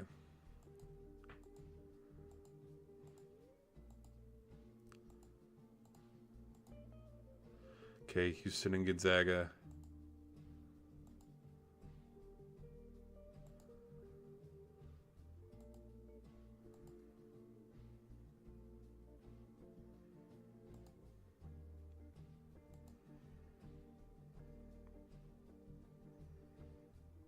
Duke.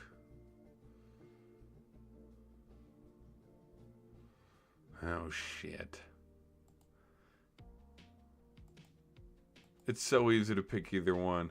And then when it's either one, when it's here, it's easy to pick either one.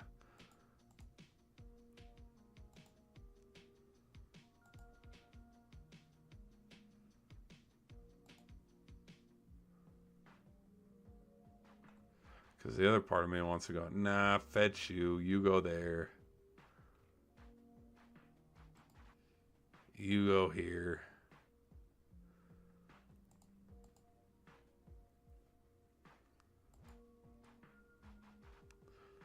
I feel like this would be the pick if I started watching basketball. Oh, I don't know, yesterday. I'd also put that one right there. Oh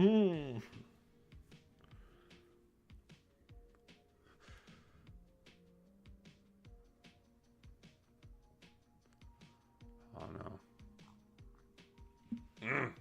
I don't know. Let's do.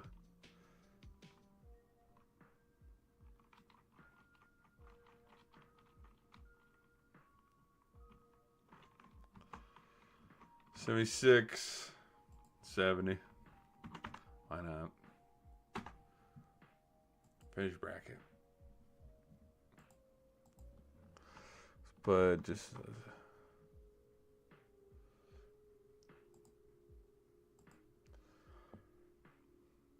It's a tough bracket. It's a tough bracket.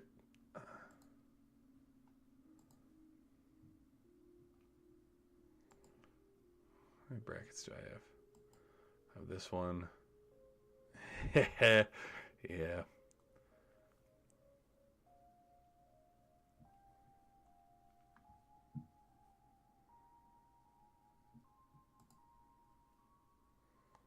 Let's do another one.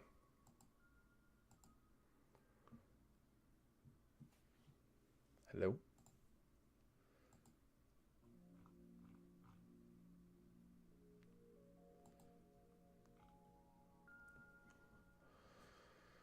Okay, let's go Auburn, Creighton, Michigan, Texas A&M.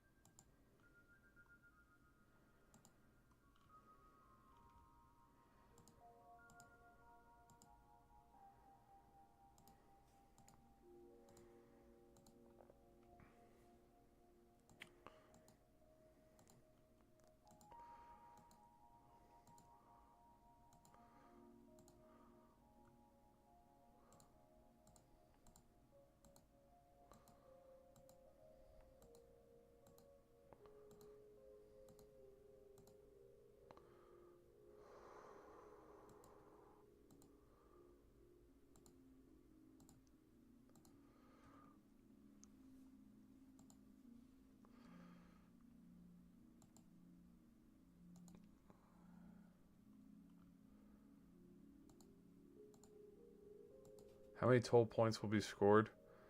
Say 95. Say 95.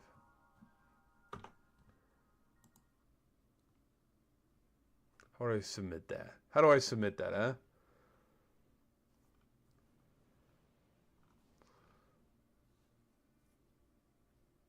How do I... Oh, submit bracket. There you go. Oh, what the... Whoa. Fill out the remaining information. Hold on.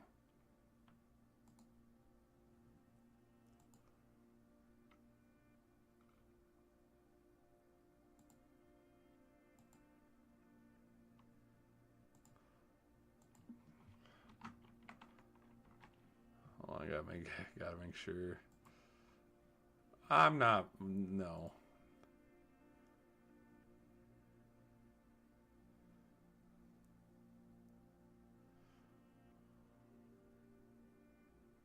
So if I put down $100 and this ends up being the winner, I'll win $2,200 back for every 100 I put in. Yippee!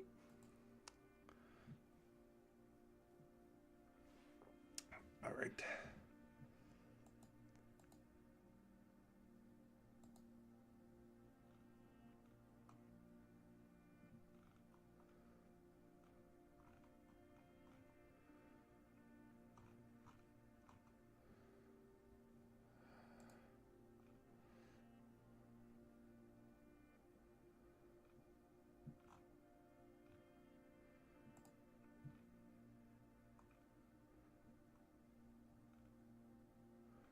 I want to see. You're too early. Bracket will appear here soon. Well, it freaking better. I want to see their brackets so freaking bad, so I can just roast the shit out of them in the comments. Just be like, Ryan, the fuck you pick? No. Okay, pick those. Okay, those are over. Create a bracket. We've already done the football one too, where we picked, what would happen if it was a football bracket. We already did one of those.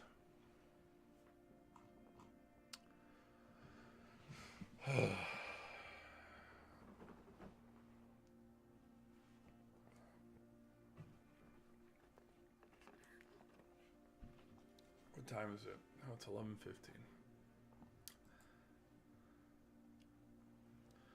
So yeah, again, people, tomorrow.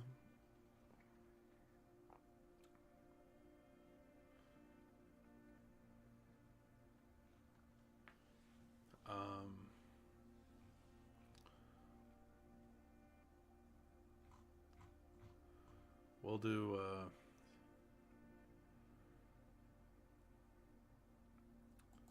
scores.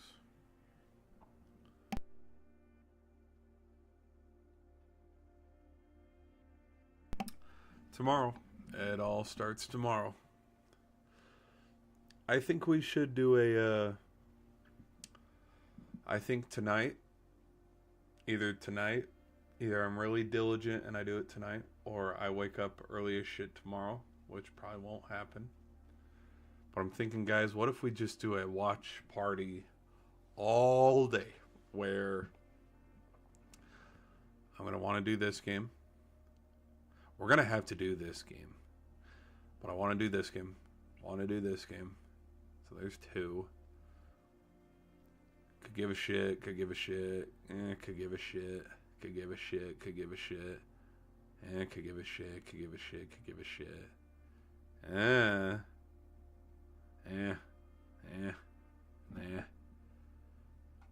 Yes. Yes. But no. And then we'll just do day one reactions. Make sure we don't overreact as St. John's blows Omaha out by 50 points. And then Friday, 16 more games. Saturday, to be determined. Oh boy.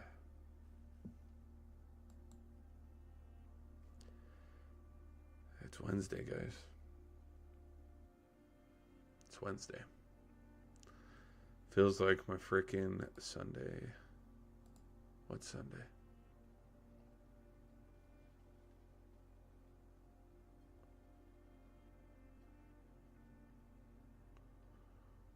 Monday. Tuesday. So Monday would be the start of the Sweet 16. Because look. Round of 64. Round of 64. Round of 32, round of 32, Sweet 16, Sweet 16, Sweet 16, Elite 8, Elite 8, Elite 8, Elite 8, Final 4. No, I mean Elite 8. Elite 8 remainder of like, hey, Elite 8.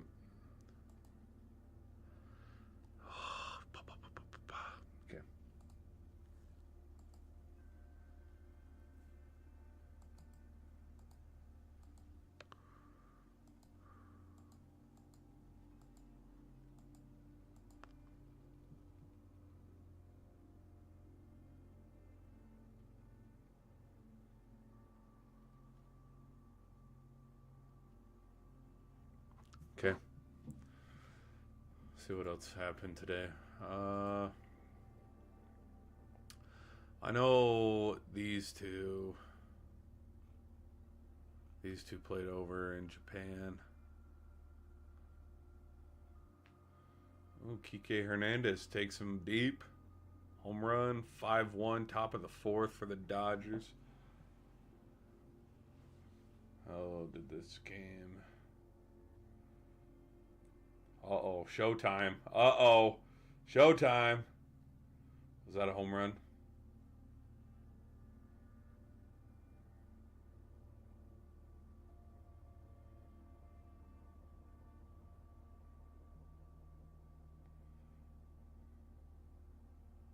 Oh, someone tried to catch the ball.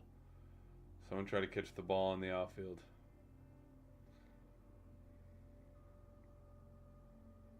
Okay.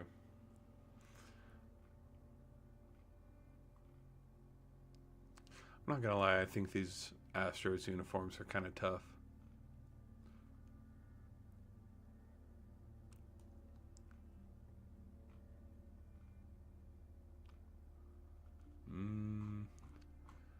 Yeah, when's opening day for baseball.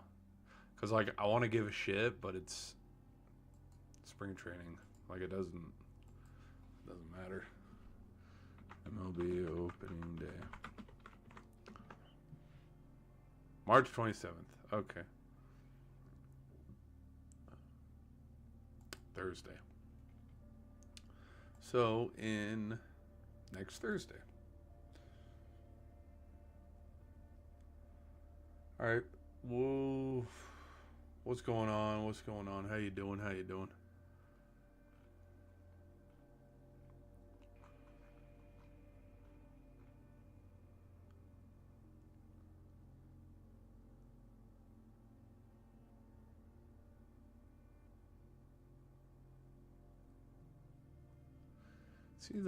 Let's see the women's bracket.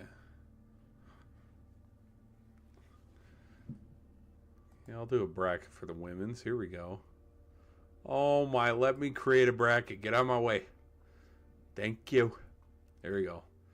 Yep. Sure. Uh-huh. Yep. Uh-huh. Yep. Yep. Yep. Yep. Yep. Uh-huh. Yep. Yep. Yep. Yep. Yep. Yep. Mm-hmm. Mm-hmm. Yep. Mm-hmm. I'll take Oregon. Duke. Duke has a good girls squad. I'll take Oregon either way. North Carolina. I'll pick North Carolina. I don't know. Whoever it is, they're going to get beat by South Carolina. Okay. Texas. Sure. The Lady Vols. I'll take the Lady Vols.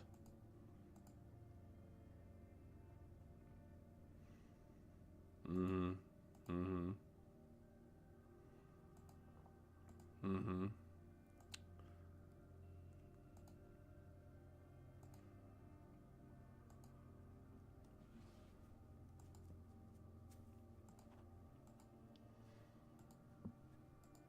I'll pick Iowa for Caitlin. No, too. Um.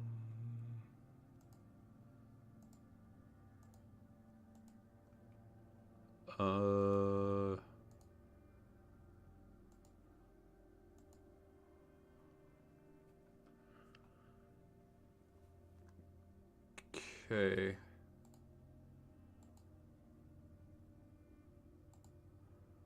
How many points? 50? No. I could see 140 getting scored. There we go. That's my women's bracket pick. There you go.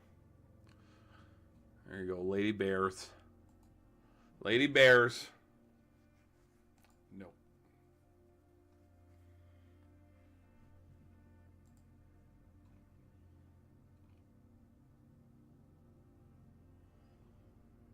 I mean, they have the best team. So. Okay. My name is Stephen A. Smith. I'm picking the USC Trojans for my girl Juju.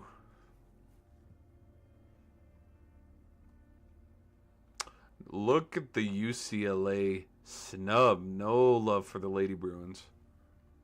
I get picking South Carolina because it's like, of course, like, yeah, South Carolina easily might win this thing. Or UConn, because UConn's kind of put themselves back on the map.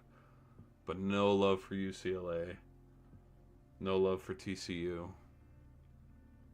We have one LSU out there. All right, Stephen A., let's see it.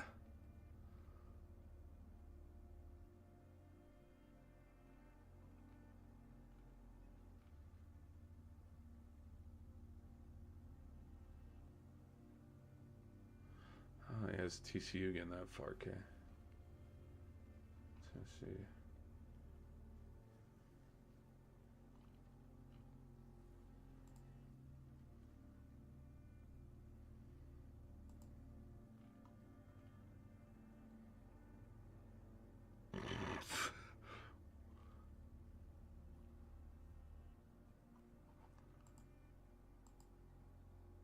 I will say,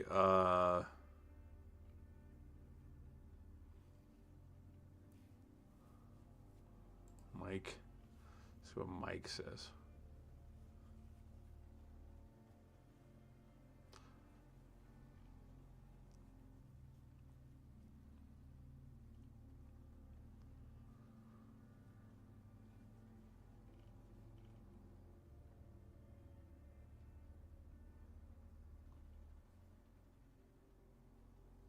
Whole bunch of ones. Okay.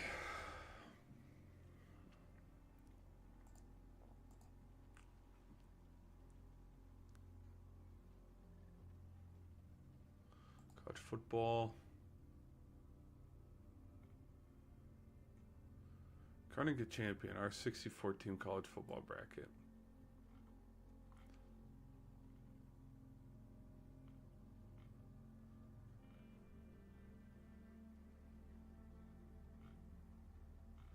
I did want to, well, Texas over Maryland, Texas over Texas Tech,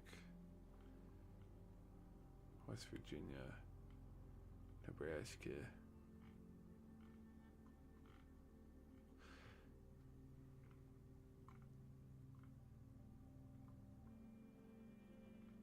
Huh?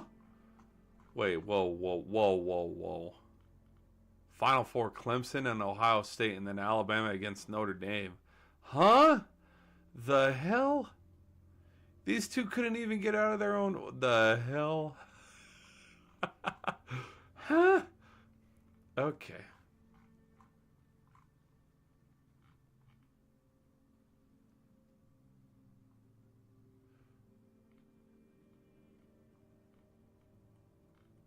That's like, you do know how last season went, right?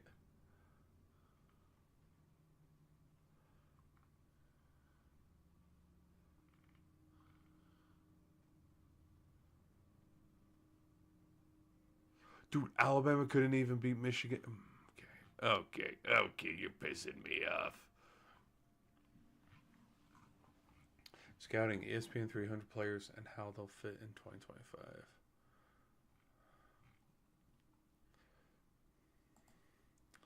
I think it'd be really sick to see what a 64 playoff team would look like.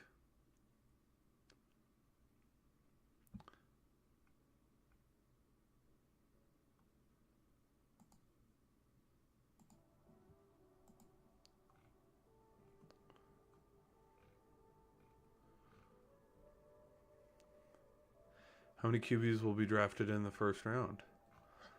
Well, let's go look. NFL.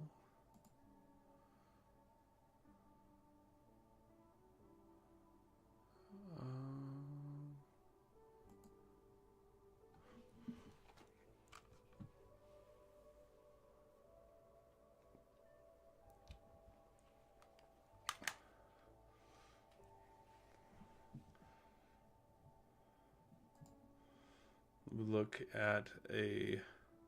How we doing, Jay? How we doing? Best available QB. Let's go.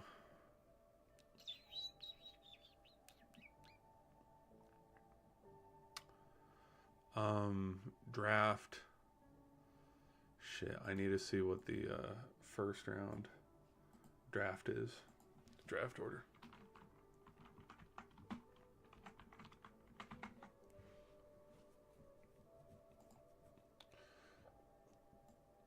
Okay.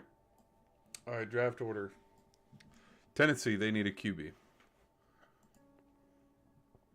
So, Tennessee, Cleveland, and New York, they all need QBs. So, boom, boom, boom. There you go. All three of you are gone. New England doesn't need a QB. Jacksonville doesn't need a QB. Las Vegas needs a QB there. Boom. Tyler Show. Boom. You're gone. New York doesn't need a quarterback because it has Justin Fields. Carolina doesn't need a quarterback because it has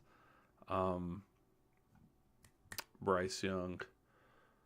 But the Saints need a quarterback. Boom. There you go. Jalen Milroe. You're gone. Chicago doesn't need a quarterback. San Francisco doesn't need a quarterback. Dallas does need a quarterback, but they're not going to. They're not going to draft one because it's Dallas. Miami doesn't need one, but Indianapolis does. Indianapolis does need a quarterback. Boom, Will Howard. There you go. Bam, you're gone. Atlanta doesn't need one. Arizona doesn't need one. Cincinnati doesn't need one. Seattle doesn't. Seattle doesn't need one, but I could see them drafting one. So there you go. Boom, Quinn Ewers, you're gone. Now we just have 4 more. Tampa Bay doesn't need one. Denver doesn't need one, but the Steelers are going to need one if they don't bring on Aaron Rodgers. Let's say they don't. Okay, boom, Dylan Gabriel, you're gone. LA Chargers don't need one. Green Bay doesn't need one. Minnesota doesn't need one. Houston doesn't need one.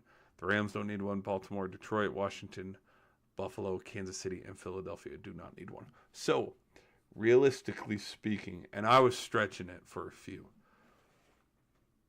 8 quarterbacks could be drafted in the first round. But again, that's not really how some of those things go.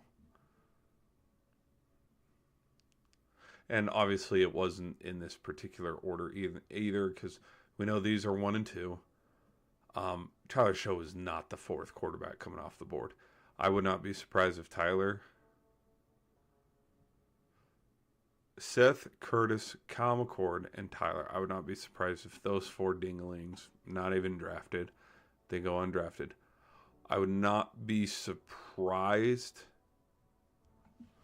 Like, I think, if I'm being honest, like, it doesn't matter. Like, my opinions on Cam Ward don't matter. They're going to get drafted either way.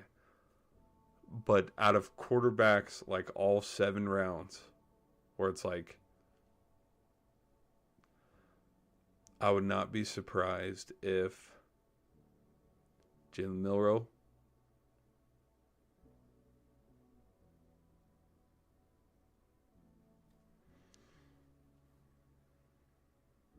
what am I trying to say here? Am I surprised if they get drafted or if they don't get drafted?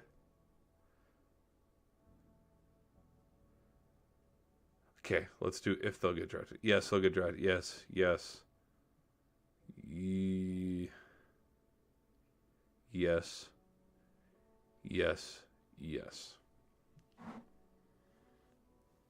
So, these 2.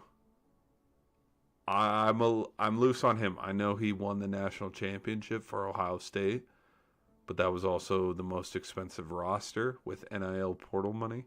So mayhaps. But these 3, I would not be surprised. And these 3, I would not be surprised if they don't get drafted. These 2 pretty. It makes me kind of think that one of these 2, Jackson or Quinn, they're 3. He'll be the 4. 1 and 2, he'll be the 3 or he'll be the 3. And then there you're the 4.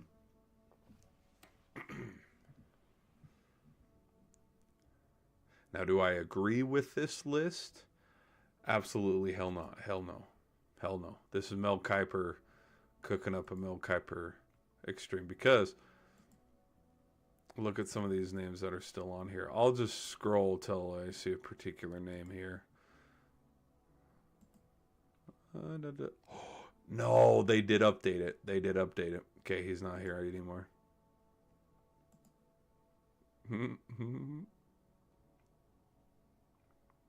Yeah, he's not here anymore. Whatever. It's Kyron Lacey from LSU. It's like, good. So our interns are working and they'll actually update it. You want to see the biggest bullshit here, though? Let's go to full running backs. Okay, look at this bullshit here. This is my personal opinion. Again, you're coming from an Arizona State fan. Okay? I get him being over him. Hell, I can even get these 2 being over here. But Dylan Sampson, Caleb Johnson, and Hampton over Cam Scadaboo?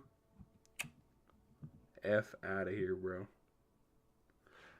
I've looked at this list a handful of times. Judkins, after what Judkins did in the national championship, you can argue for him being the 2. But Cam Scatterboon, how much he did for Arizona State, for him to be the 7th best receiver, that's bullshit. It's absolute bullshit. And I think Giddens is fine. I think Neil's sneaky. Like Neil, there are some days where Neil is, he's the 8th best, and then there's some deals and games where he's the 2nd or 3rd best. There are a handful of games there in the middle where Kansas ruined playoff chances for teams. Khalil Mullings, he's okay down there. Like, there's just so much, like Ollie Gordon. Oh my gosh, if Ollie Gordon got drafted 2 years ago, he would have been one of the top. Yeah. Like, we got a national champ here in Donovan Edwards, and he's supposedly the 27th best film off. Like, it's so funny how the league. I'll admit, I kind of fall into the category as well, but the NFL and the NFL draft, college football, it's all kind of a what have you done for me lately kind of league where,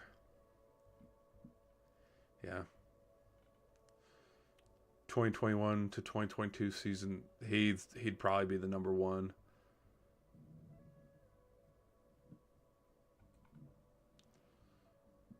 Also, like, who the hell, no offense, but like, who the hell's this guy? This guy's better than Donovan. Like, it's weird. It's weird, man. Donovan Edwards, his shortcomings this past season, I don't even think are all his fault either. Like, I seriously think it's Michigan's offense last year was just straight up ass. They just sucked.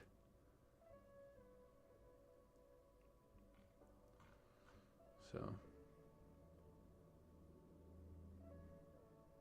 interesting. Let's go back here.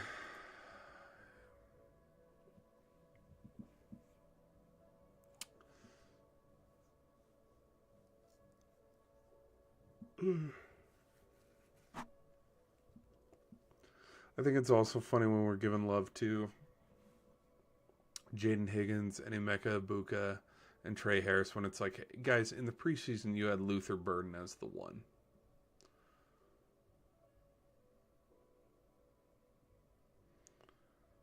I think you're right. I think Xavier Restrepo could be higher. I think Isaiah Bond could definitely be higher. I think Nick Nash. We'll find out. If Nick Nash is a bust, like that, it is what it is. But like, this is the triple crown. This is a triple crown for receiving yards, receptions, yards, and touchdowns.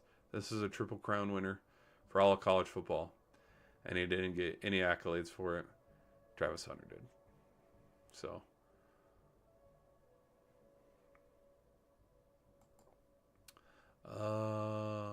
fullbacks, tight ends. Obviously, Tyler Warren would go number 1, but I'm really surprised that Fannin is all the way down here at 7 because his stats were better. So he's all the way down here. Now again, small college, it is Bowling Green, so you have to go from there. But I mean, Terrence Ferguson and Gunnar Helm are better than Colston Loveland from the games that I watched.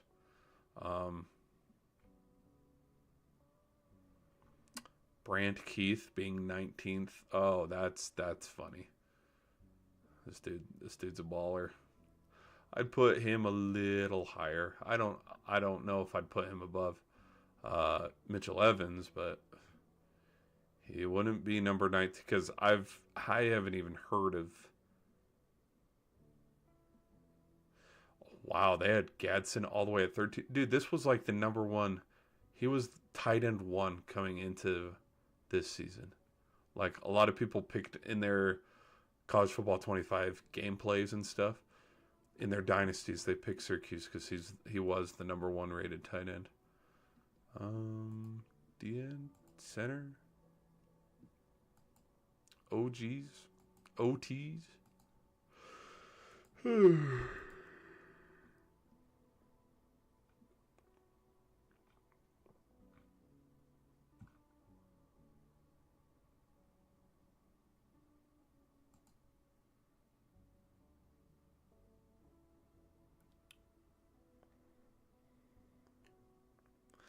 All right, people, should we end the stream there? I think we should end the stream there.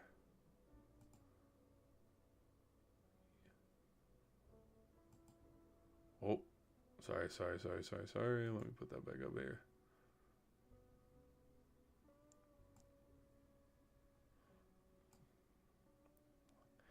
Impressive. All right. That's pretty damn impressive to me. Okay. Let me go over here.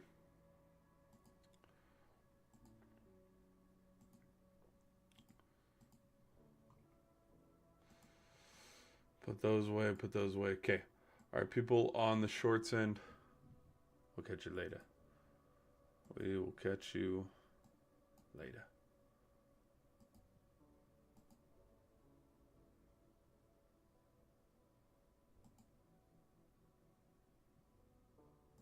Close that out.